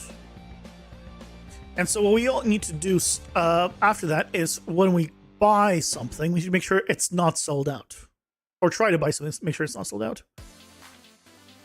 On card selected. get sold out. And as long as it's not sold out, right, we can obviously then try buying it. But if it's sold out, well, that's it. And we can do a little test to make sure that it works by setting the health limit here to, let's say, 2.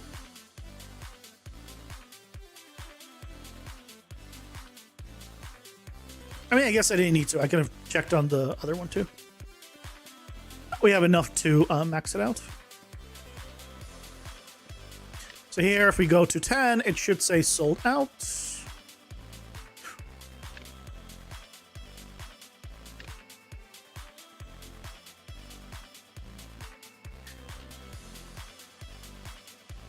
What happened there? Why does it disappear?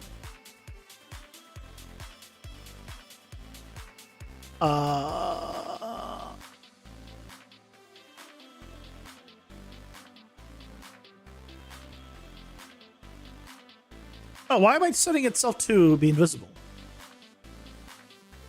I feel like this had an input for something before. And it doesn't anymore.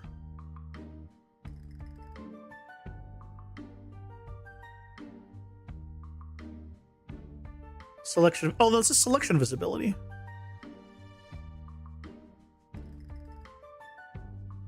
Which makes it just not be able to be... no, this shouldn't need to happen either way.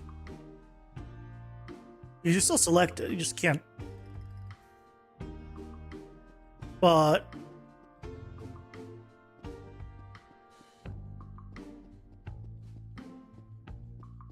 why does it become... where does it go?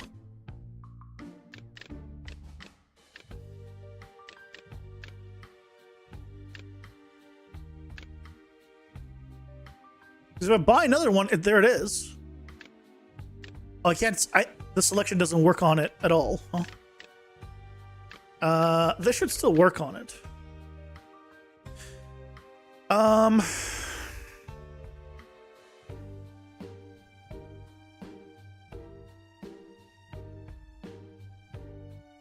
Yeah, the hovered thing should still work, even when it's sold out. Let's get rid of that.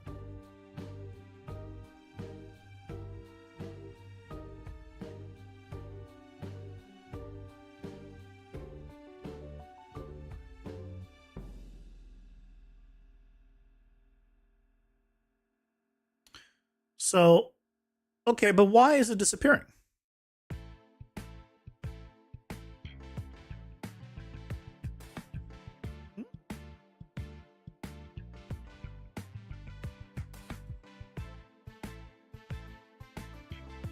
This is all fine. So I think the problem is here. The problem has to be here. But we just set the overlay visibility. We don't, like, remove the card.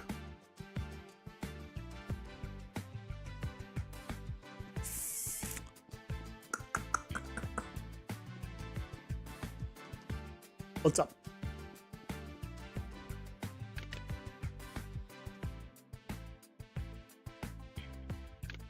If I buy any one of them, it's back.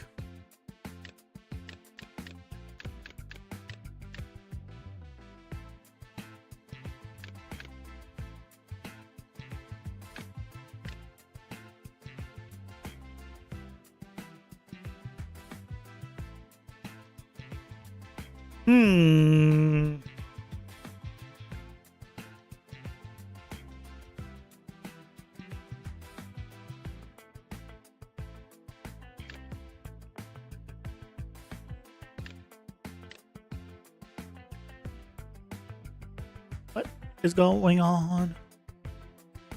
What is going on?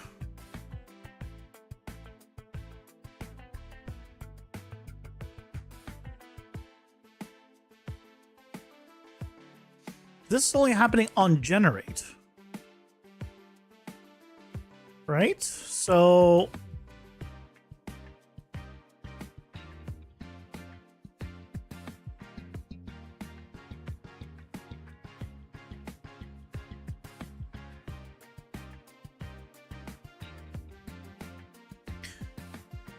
and print string here. Let's see what it's actually doing.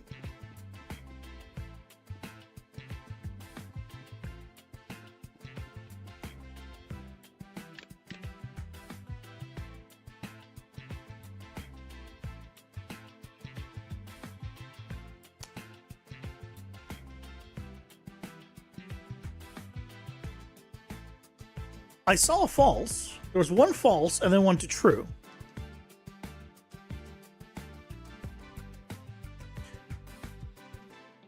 Okay. What if I just... Oh, hold on. Is it doing anything when we're getting sold out? To disable selection. Oh, set visibility on itself to be collapsed. That's, I think, not working as intended. Huh. That's supposed to, yeah, let's go ahead and remove that.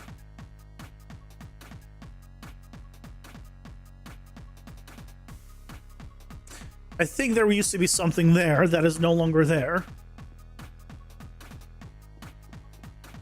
And that's probably what was causing it, because we're turning visibility on itself off. Yeah, there we go.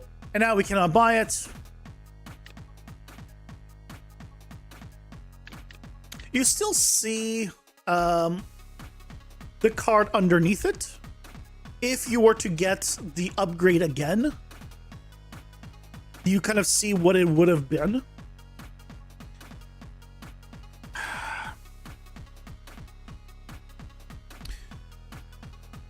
I feel like it should say the previous value.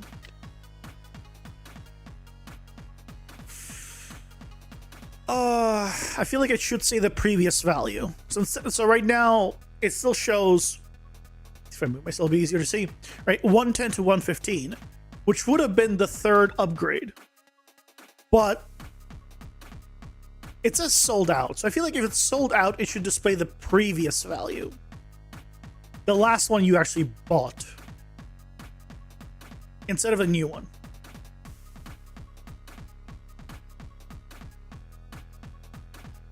So, I think we need to do this part earlier.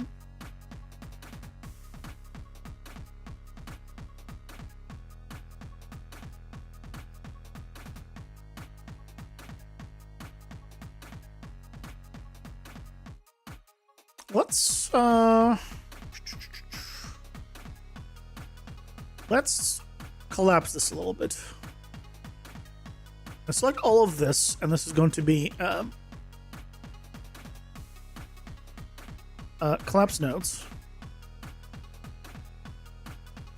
Set tier variables. Make it a little cleaner.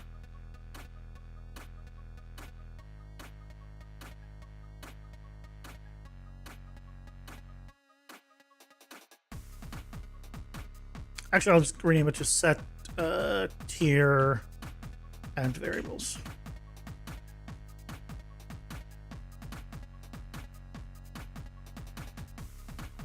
Oh, collapse this as well. Set sold out.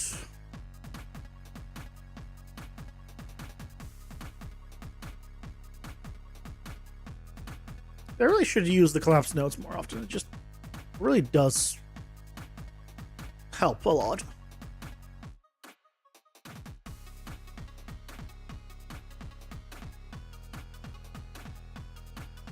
Set icon and tint.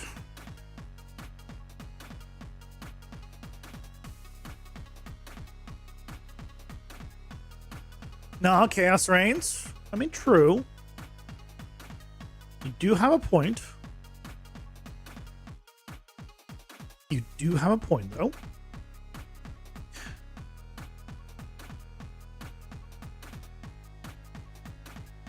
Ah, yes. The ritual sacrifice to our corporate overlords has begun. Pausing. Thanks, Bart.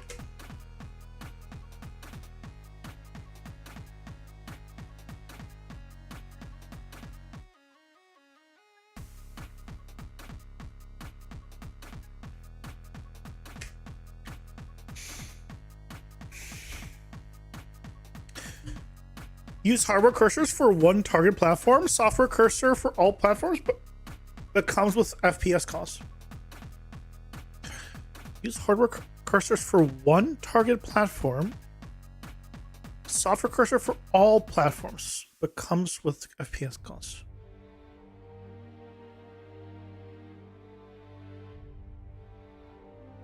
Okay. Hello, Alal. How's it going? Hope you're doing well. And thank you. I think I pronounced that right. Alal.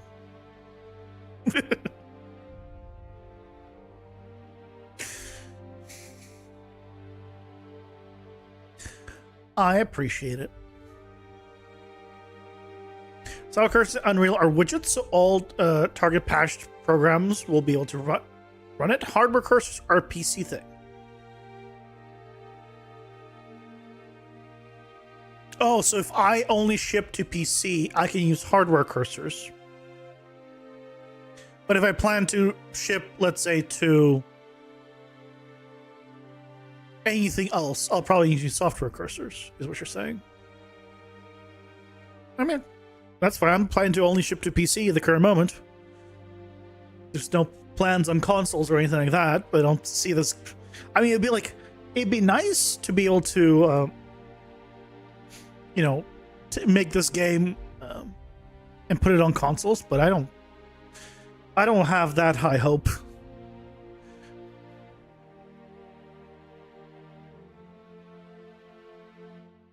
Software will tank FPS using it. I mean, I can't imagine it'd be that much of a tank. But I don't know. I guess it could be.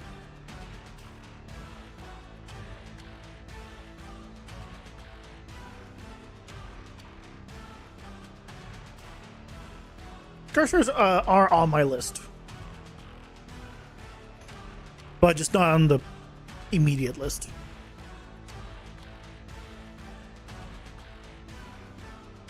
Is the cursor FPS? The game should run fine? Oh, I see.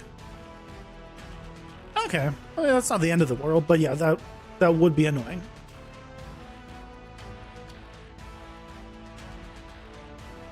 I can understand that being annoying.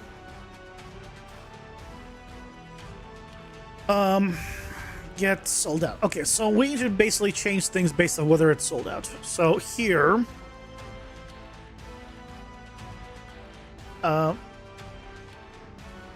current amount plus this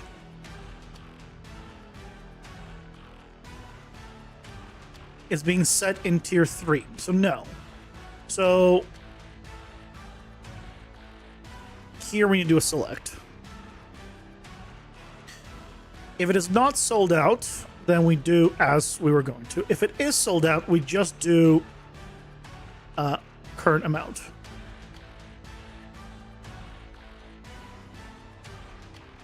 Here, this is tier 2 times upgrade count plus 1.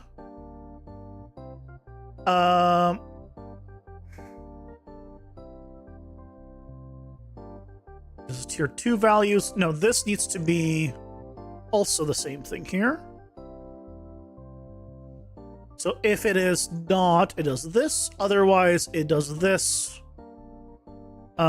Minus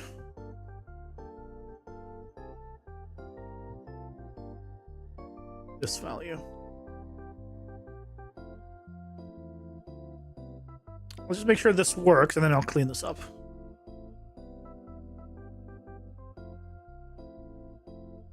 Oh, need to plug that in.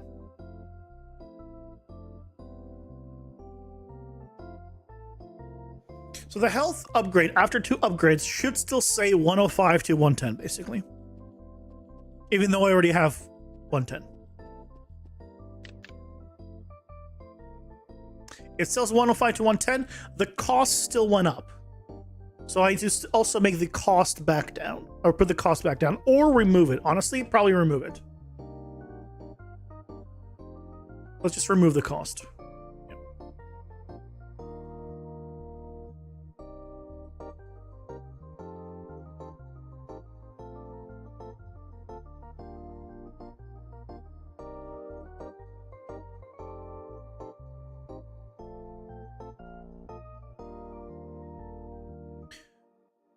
Yep. So let's go to the tier and variables. No.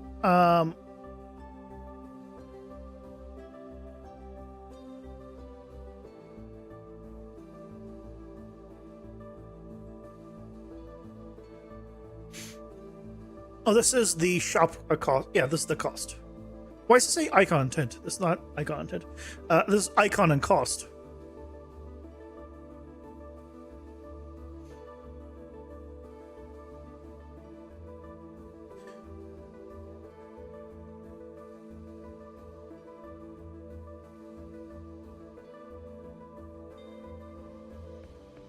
Get sold out.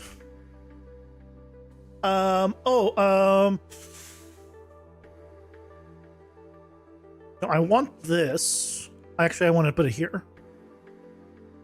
So I want to do the set visibility. On the shop cost. Ooh, hold on. I should.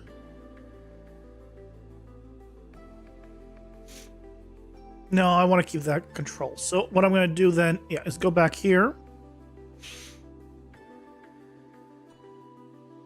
If it is not sold out, right, we're doing this. If it is sold out,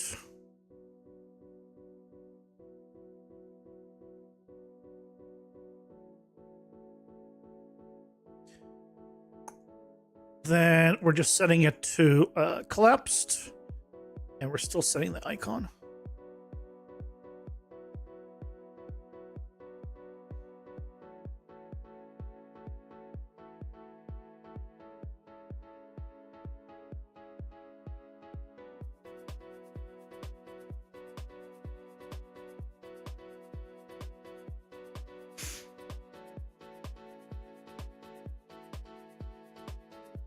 You always work your Saturday mornings, SMH? Oh, I'm sorry. But I hope you have a lovely night. Have a good night. Get some sleep. Get some rest. Is your monthly Patreon update and devlog at the end of the month? It's always on the 1st. I post that always on the 1st. Unless, only exception right now is if the 1st falls on a Sunday, in which case it will be coming on the 2nd. But otherwise it's coming on the 1st. Just so it doesn't go on the same day as my normal Sunday video.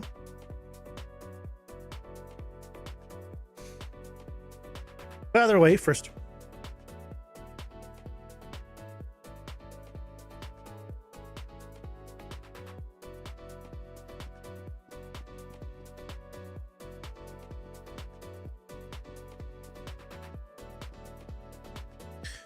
Okay, 1, 2, sold out, price is gone.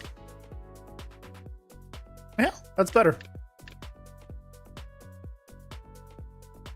Yeah, sold out. So you see the last one where it says 9 to 10. You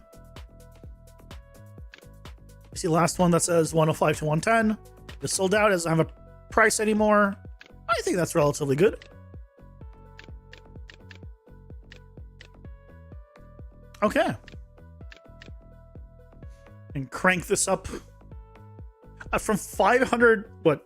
Some odd points, I'm able to upgrade only to 55, the deck limit. Yeah, that's probably fine. Yeah, visually it seems fine. Wait. Hold on. Why do I have 10 right now? Oh, yeah, I upgraded the starting cards. Yep. Looks good. I think the progression shop is done. Right? All the values are storing. I think the only thing that I have left to try is to actually, or check, is to actually get a pickup. And actually make sure that it's being stored properly, because we have changed things. It's kind of important. So right now I have 0 of everything. And let's go grab 1 from the world, die, and then theoretically we should have 1.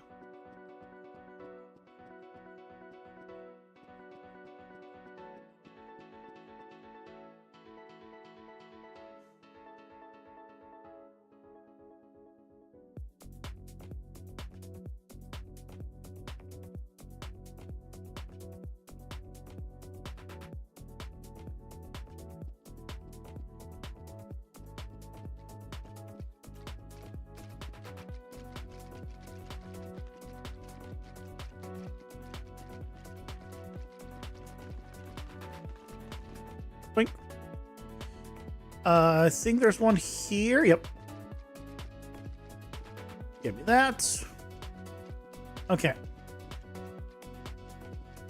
Can we... Oh, here we go. Now it's going to do a good amount of damage. Perfect. Kill me now. Because right now... Yeah, the bottom right, you can see I have 1. So theoretically, if things are not completely broken, when I go back to the hub, I should still have 1. Also, we will see if that is being detected in the game over screen. Because I think I need to update the game over screen still. How do they miss me? Why are they missing me?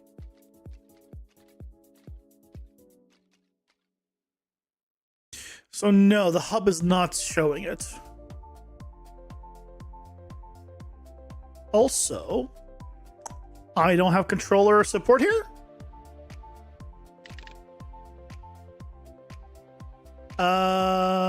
Yeah, I need to add some controller support here.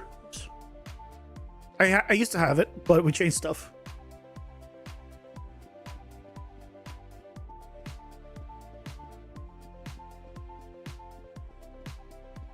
I should have 1. Yeah. So that does work. So we can actually get currency. Good.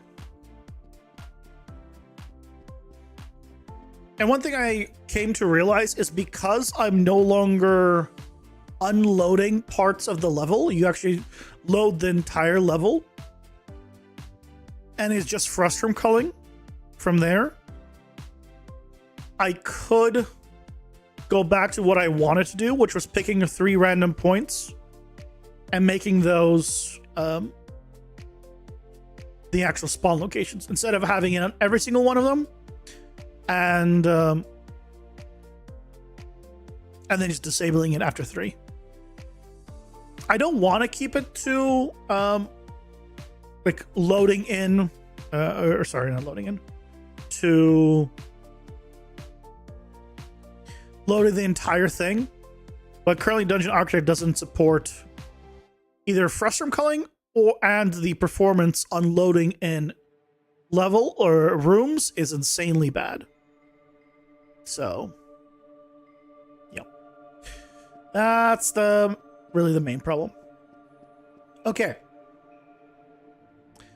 Let's fix up the game mode, because after that we go to this page, basically. So things are oh no, we didn't finish. We didn't finish. I'm jumping ahead. Here, starting card upgrades done. That's working.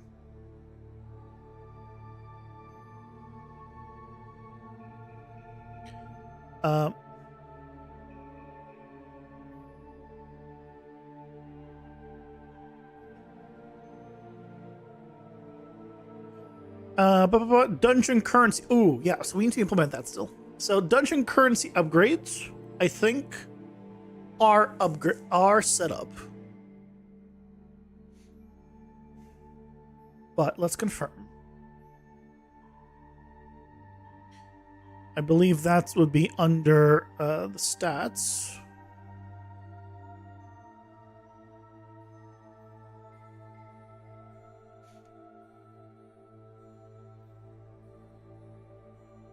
Yeah, so here is where I get it. And I just need to, instead of having this hard-coded, I need this from the data table. Like the other ones.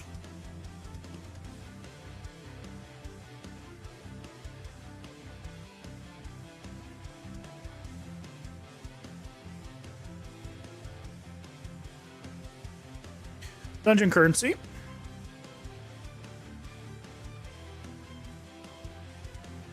I just... There we go. So that goes here. And then we just need to divide this by 100.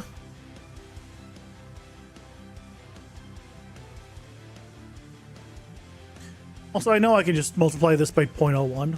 But it just makes so much more sense to me this way.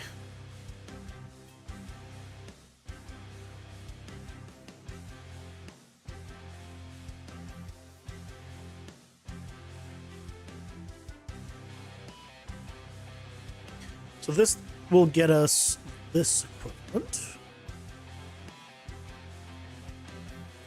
And then we add 1. Yep.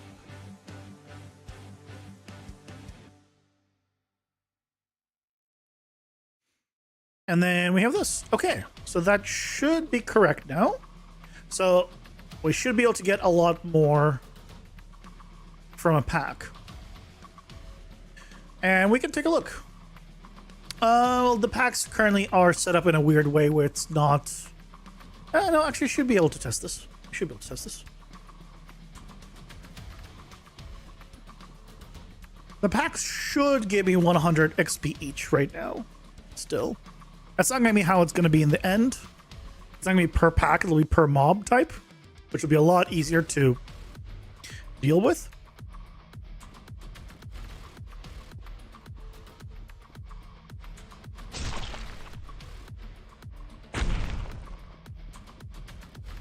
Now I need to...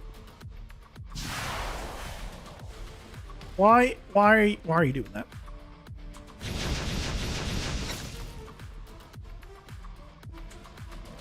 Okay, so how much do I have? 105. Which is odd because I should have 100. But I have 105. Roughly correct.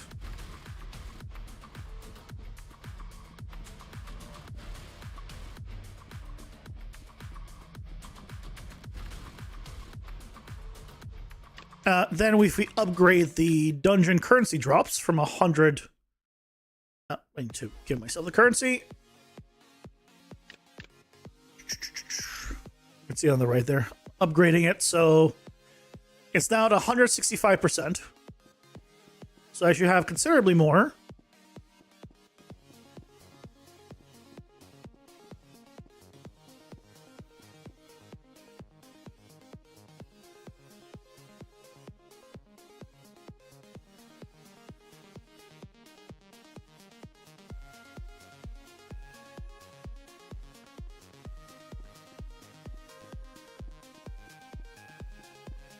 Oh, perfect. Same group. I don't think it's the same amount, but same group. Yep.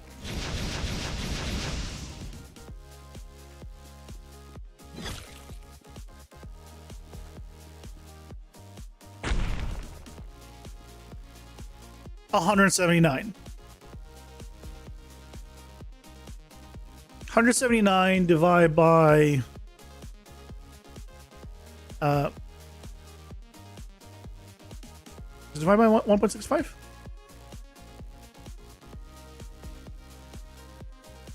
It'd be like 108 originally, so it's roughly correct. I don't know what the rounding is, but I think it's probably right.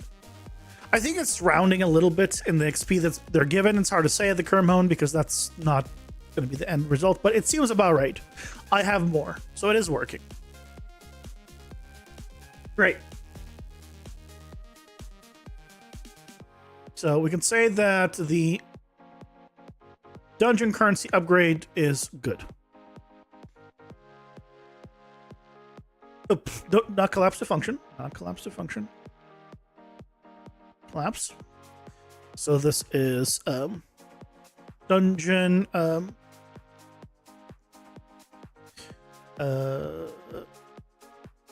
currency up. Okay, next one is the boss currency upgrades. So we don't have that set up. Actually,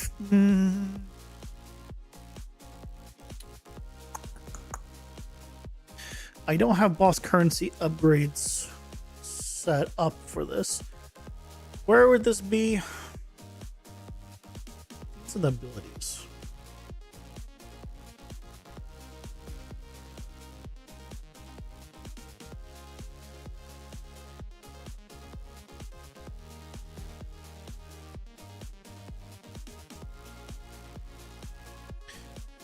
Nope. Not this one. I need to look for... So it's not here. Is it on... game mode?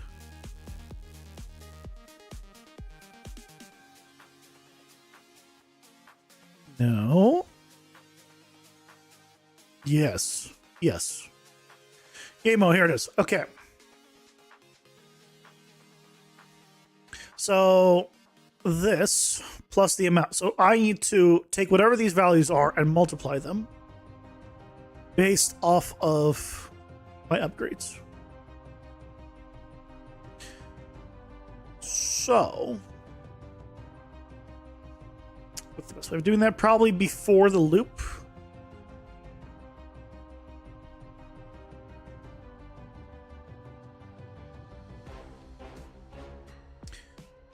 Probably before the loop. So we're going to need this. We're going to need...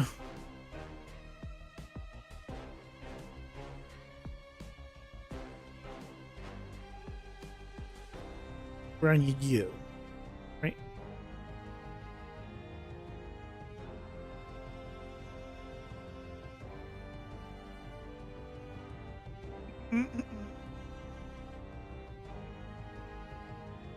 Right, because we need to know how many upgrades of boss currency we have. And then we need to know... One second.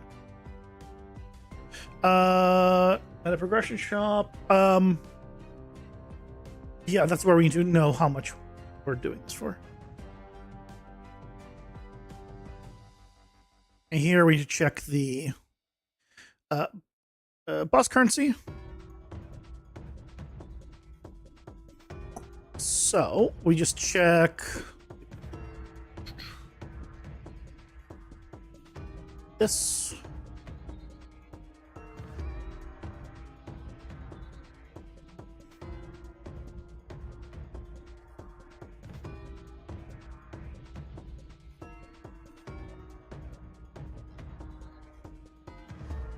Tier 1, and then we multiply this by this. So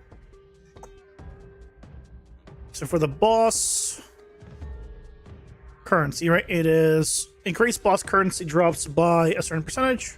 So we should be able to just grab the tier 1 value, which is how much it is. So that gets us however much. So we just need to take that and then divide by 100, because it goes from percentage to 0 to 1. And then we store that as a local variable.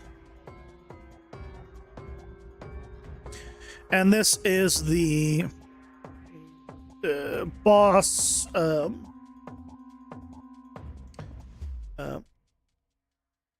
currency upgrade multiplier. Sure. And then for all of these, we just do a multiply here. Right here.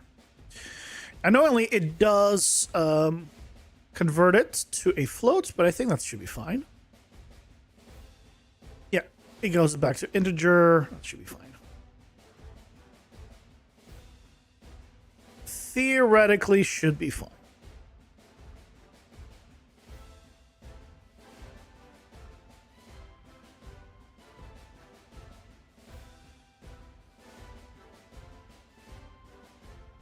Because we're multiplying. So even if it's an integer,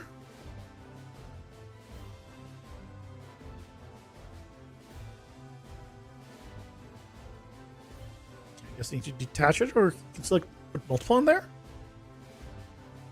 Yeah, you can put multiple in here. What? Why are you able to put multiple in here? Huh. That's interesting.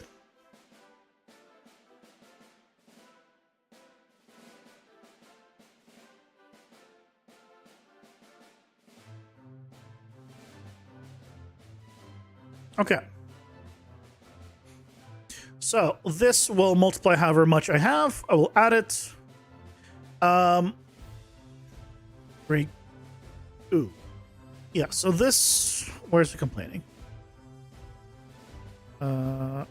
Pff. Yeah, it would help if I plugged it in.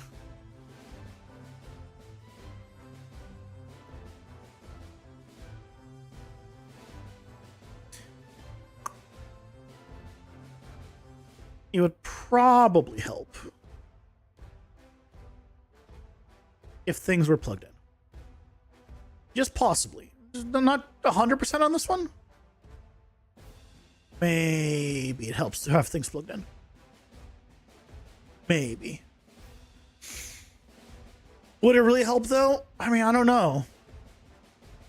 It seems like in this situation, it did resolve the errors, but maybe they just, are hiding and they'll reappear later. That is a possibility.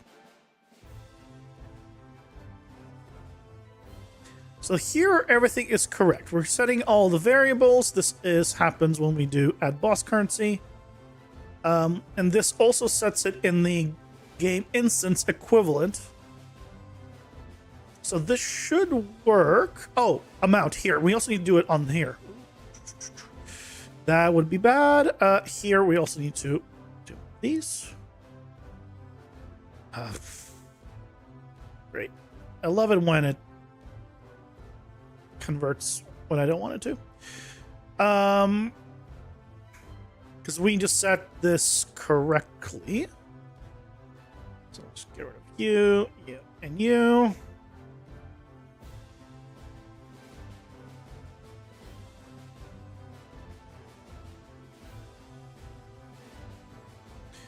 Okay. So this sets it inside of the game instance. This sets it inside of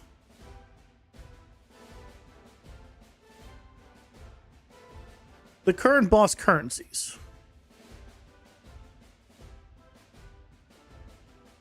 Do I on pickup? Do I just automatically save it? I mean, there's no reason not to, I guess. As long as I note that I have them. Cool. That should be working fine. Let's go to here, and we will say this is good.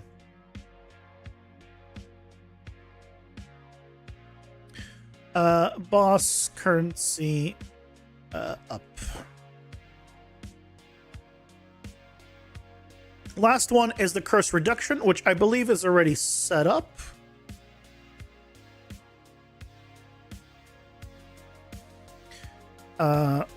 curse reduction upgrades. If I just search all of them, I should be able to find where it is.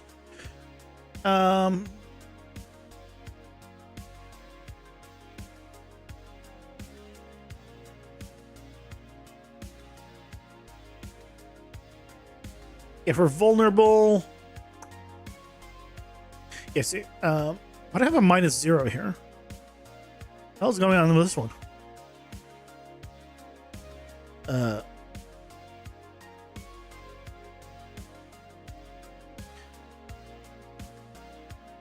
Okay, well, a couple of things. First of all, I need to have the same kind of check here.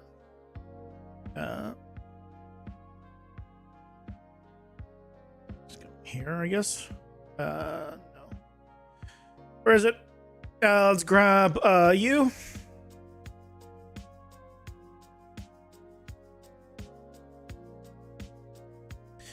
This is curse reduction. So.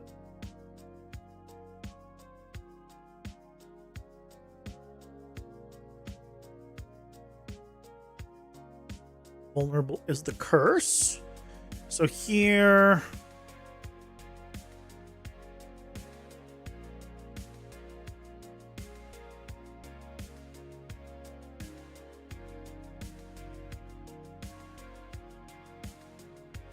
Grab this. We need to know how many stacks we have. So get meta unlocks. There's the card upgrade. So we multiply here. So that gives us how many upgrades. Then we divide by 100. So that gets us the value. I'm pretty sure this was supposed to be 0 minus. No, let's put it in negative, maybe.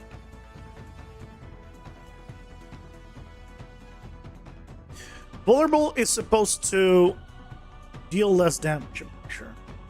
Or take more damage.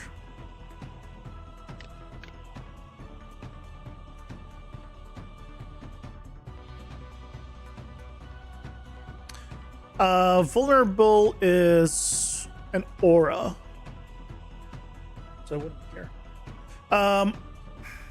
But who am I checking here? I'm checking the owner. So if the owner of this thing is vulnerable, I'm pretty sure this is supposed to be negative. Oh no, they take more damage. Yes, it's positive. Well, why are we multiplying it by 50?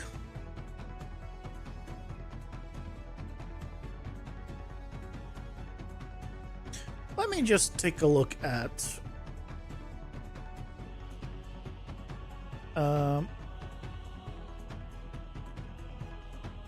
you.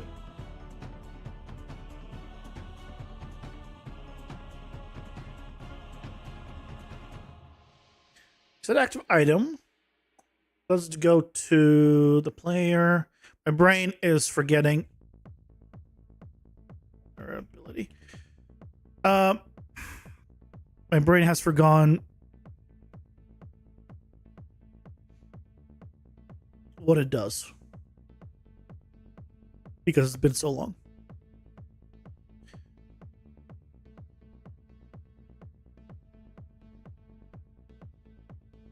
It spawns this. Increased damage taken. Okay.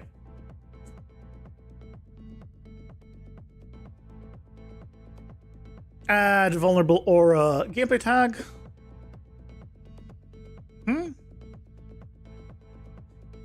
Okay, so it's increasing damage taken by how much?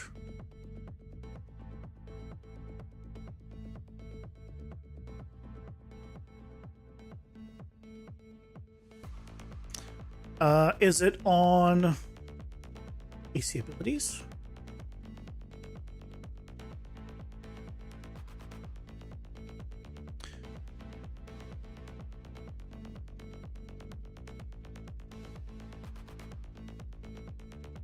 No, you... Oh, it's curse. It's the curse stuff. Oops. Not the aura. Aura's 3% more damage. Curse is probably doing less damage.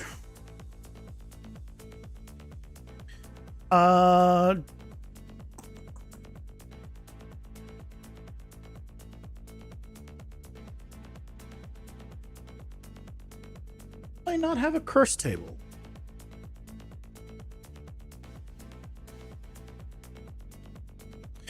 Do I not have a curse table?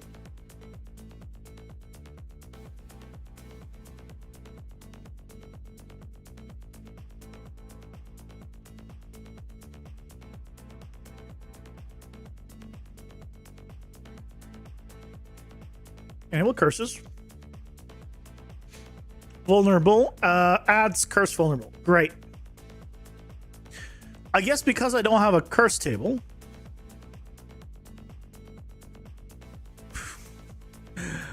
I don't have a description of it. Oh, you know what I can do? Keyword info? Vulnerable. Percent more damage taken. 50% more damage taken.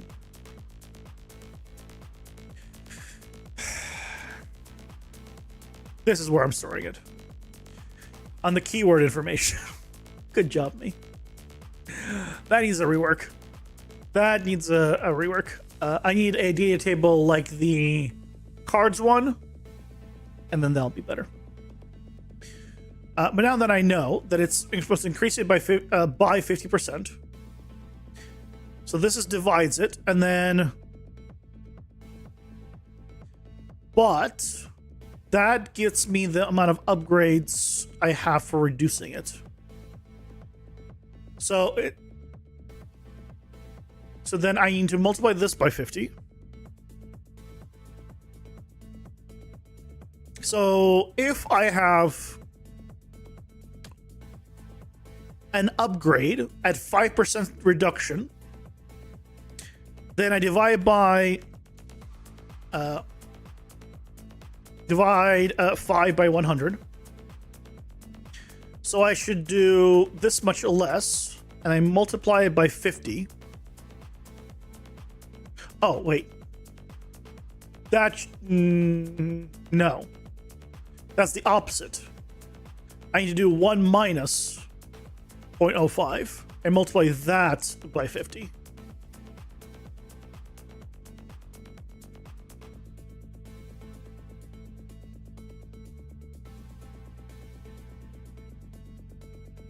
One minus the 0.05, multiply that by 50, and that should be the final result.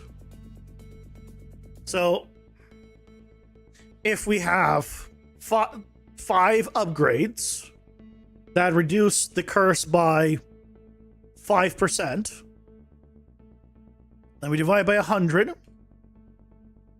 and then 1 minus 0.25, right? And then multiply that by 50, I'm only taking 37.5% more damage. Which is correct. Okay, there we go. And now it's controlled by the data table in terms of how much.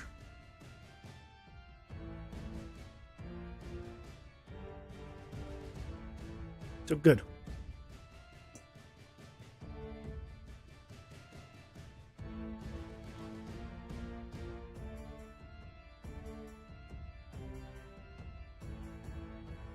This whole thing needs to be cleaned up. But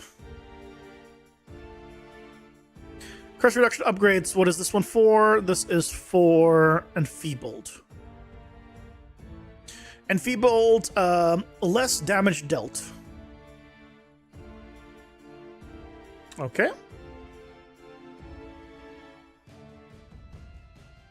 So this is the damage dealer.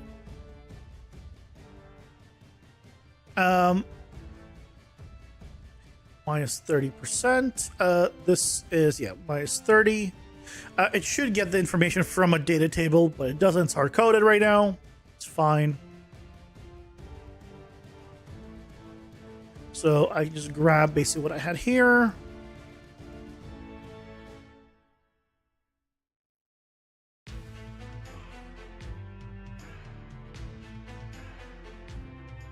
Curse reduction still. This time though, it is enfeebled. Oh no, this is the same thing. So so this is multiplying it by 5. We don't need to do that. That part's taken care of. Then it's 1 minus. So this one I did right.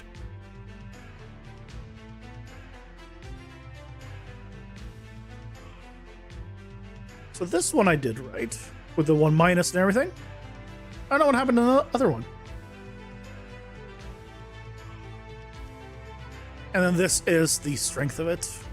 Again, it's to be not hard coded, but deal with that later.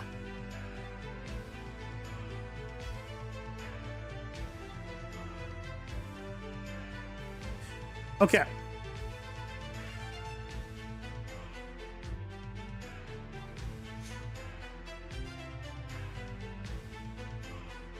Where else do we have this?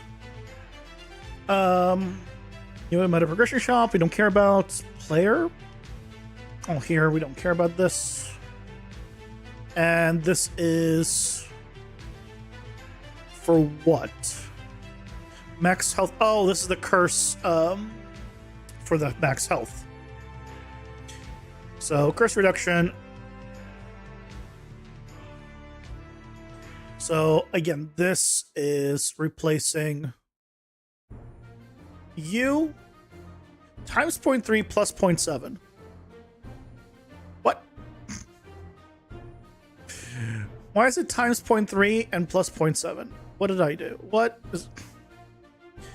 Guys, what did I do?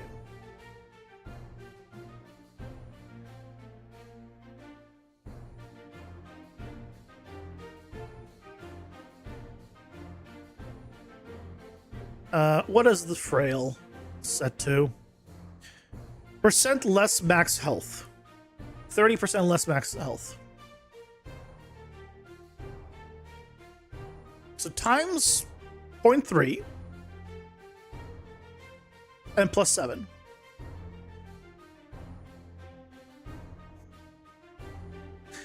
I feel like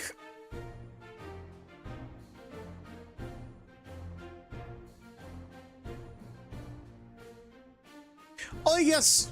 Yeah, I guess this also works, right? Because if I have 25% reduction, it'll be 0.25 times 0.3 plus... Wait. 0.25 times 0.3 plus 0.7 would get me 7.75 health. Total health, basically, as a percentage. But if I had 100% reduction, right, that would be 1 times 0.3 plus 0.7 would be 1. So the math checks out. Previous me math checks out. I don't know why I did it differently here. Doesn't matter. We'll deal with that later. We'll rework the curses and make it like more modular once I add more. So right now I have like 2 or 3 curses. Once we start doing more curses, then I'll rework this.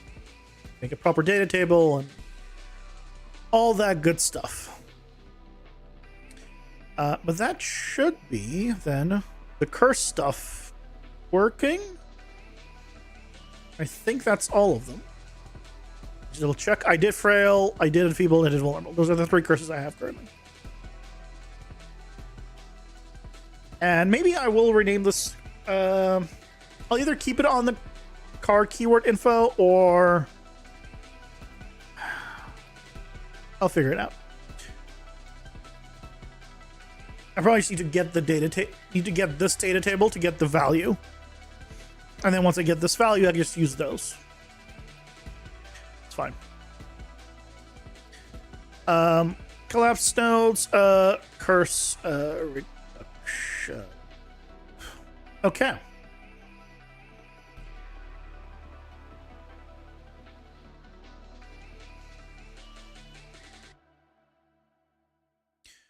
And now we just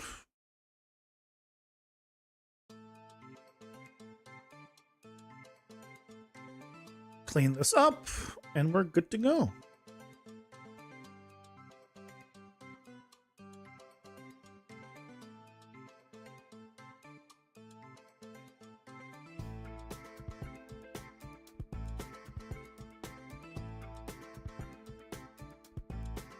Mm-hmm.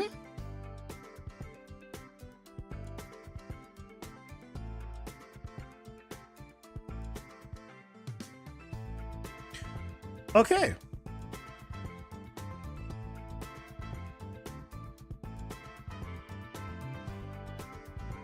I think our entire progression shop is done. And everything should be working.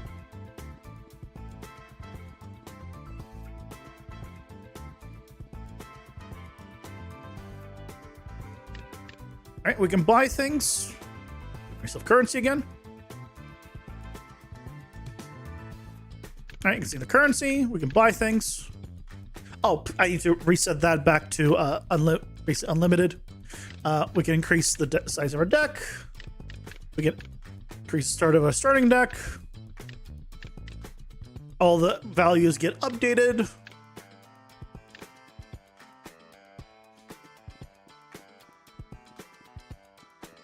Our health is now 110. This is working. We have our starting cards.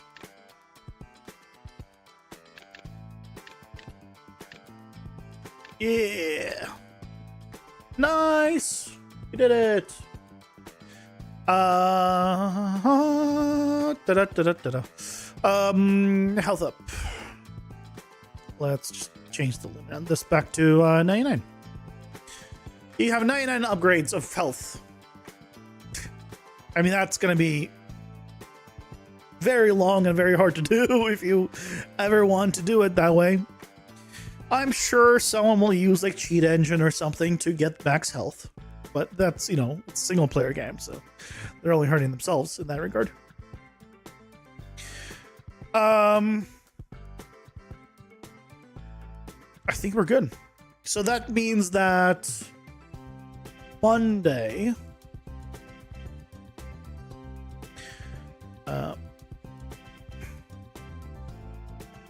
I know I closed the blueprints, but why are you frozen? There you go. That means Monday, we will work on...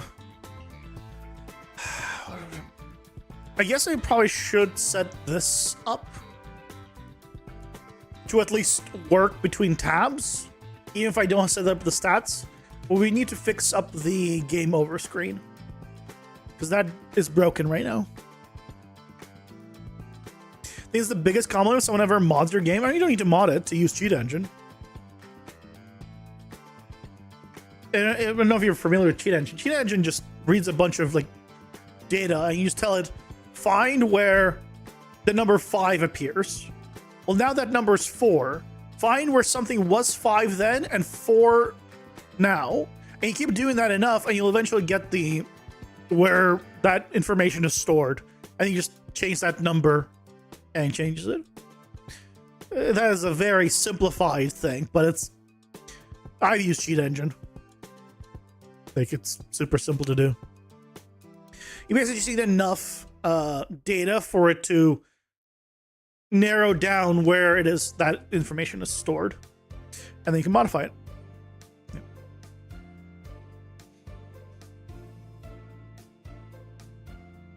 Yep. But yeah, Monday we'll take care of this. All right, this doesn't do anything, and we'll also need to add that weapon screen to the dungeon.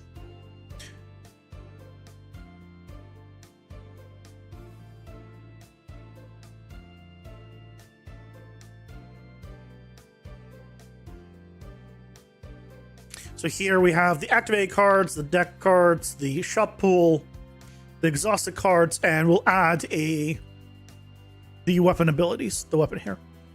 Just so the player always knows what weapon descriptions are, because you can get a new weapon inside of the dungeon. And so if you need to like refresh your mind of like, hey, what are the abilities? You can do so.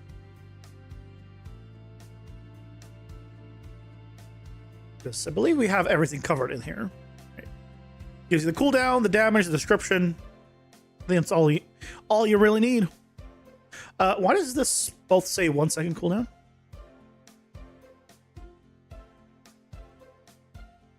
I just realized. Do I not have that be a float? Is that not a float?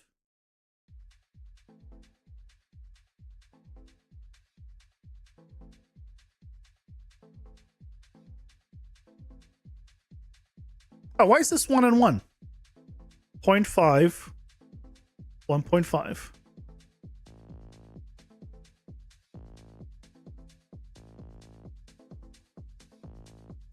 Is it fine for the other ones? It's fine for the other ones.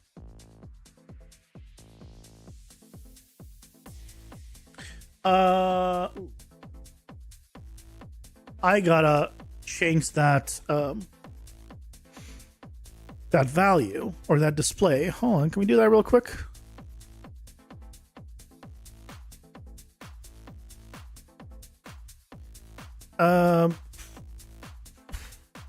That is under weapon ability display.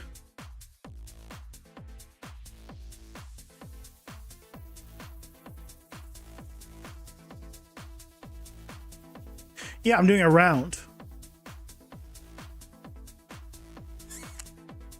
I don't want to be doing a round in all cases.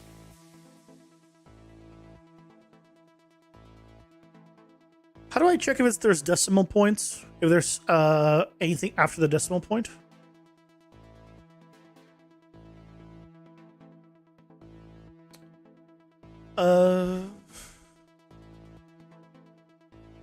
Oh, yeah. Thank you.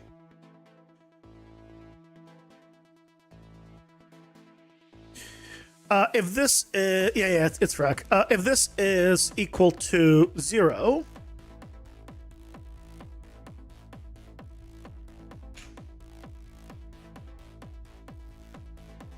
then we round it. Otherwise, we don't round it. Okay, we'll just change that. Do this. Then select. So if it is equal to 0, then we round. Otherwise, we don't round.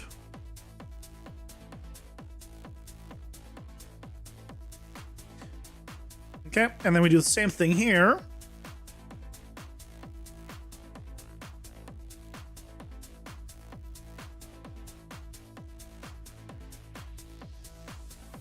Except with this value.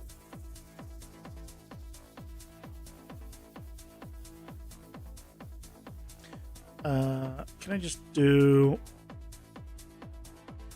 this?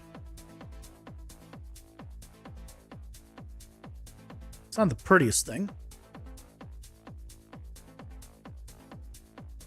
That's for sure.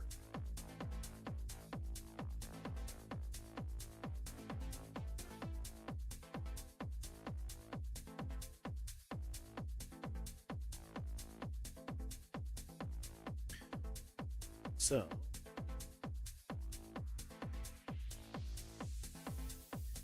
okay.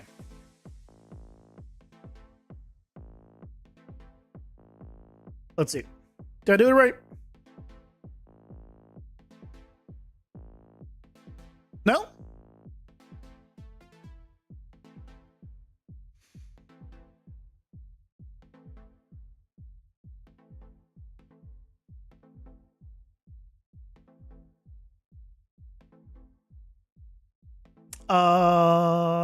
Why not?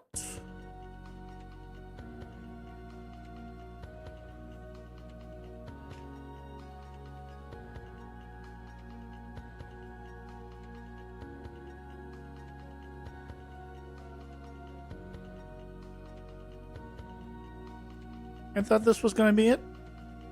Oh, wait. I'm getting... That's the damage value. I need to get... I need to get the cooldown. I did on the wrong thing. And this can stay, to be fair. In case I ever want to put a decimal point there. But where's the cooldown?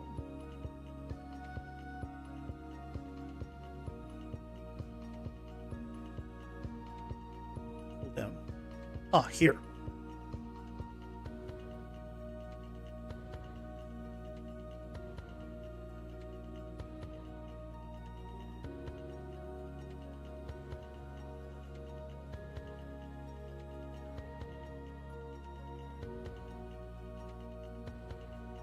Because the other one can stay. I mean, I don't see myself ever needing decimal points, but in case I ever need it, it should be there.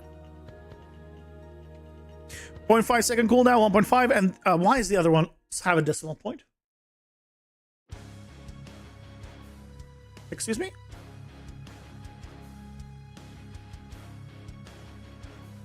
Yeah, the fraction is, but the fraction should be 0.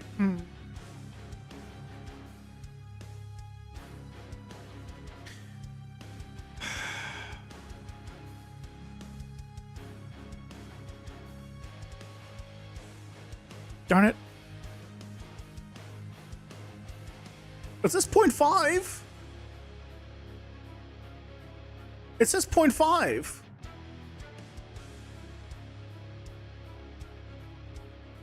Oh, it's because it gets converted to a... back to a float.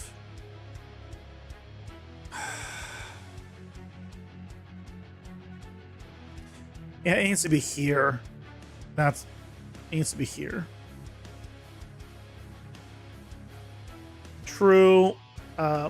Does this. False does this.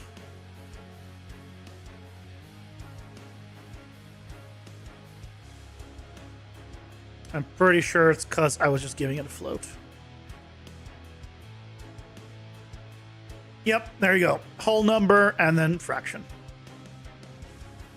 It doesn't like the fact that we had it as yeah, the way we did. Okay, let's just swap it out here as well, because might as well. And then we're good. That goes bye-bye.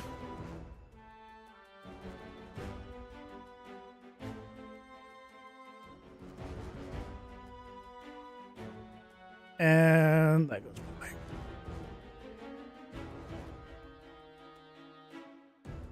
Cool, we did it. Can 1.5.5, 35. Excellent. Problem solved. Problem solved. Huzzah. Just in time. Yeah. Thank you guys so much for joining me today.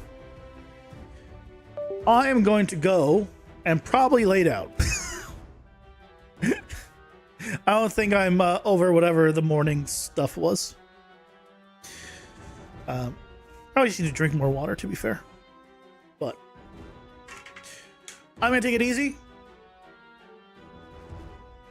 I hope you all have a lovely weekend. And the start of the City Gen, I guess, starts Sunday. At least for 2 weeks, it will definitely be City Gen. And then we'll see. Maybe we'll throw in something else in there. Maybe. And basically just go from there. But this Sunday's video is on setting up roads and intersections. So, yeah. Hello and goodbye. Job got wrecked. Have a good night, guys. Take care. Bye-bye.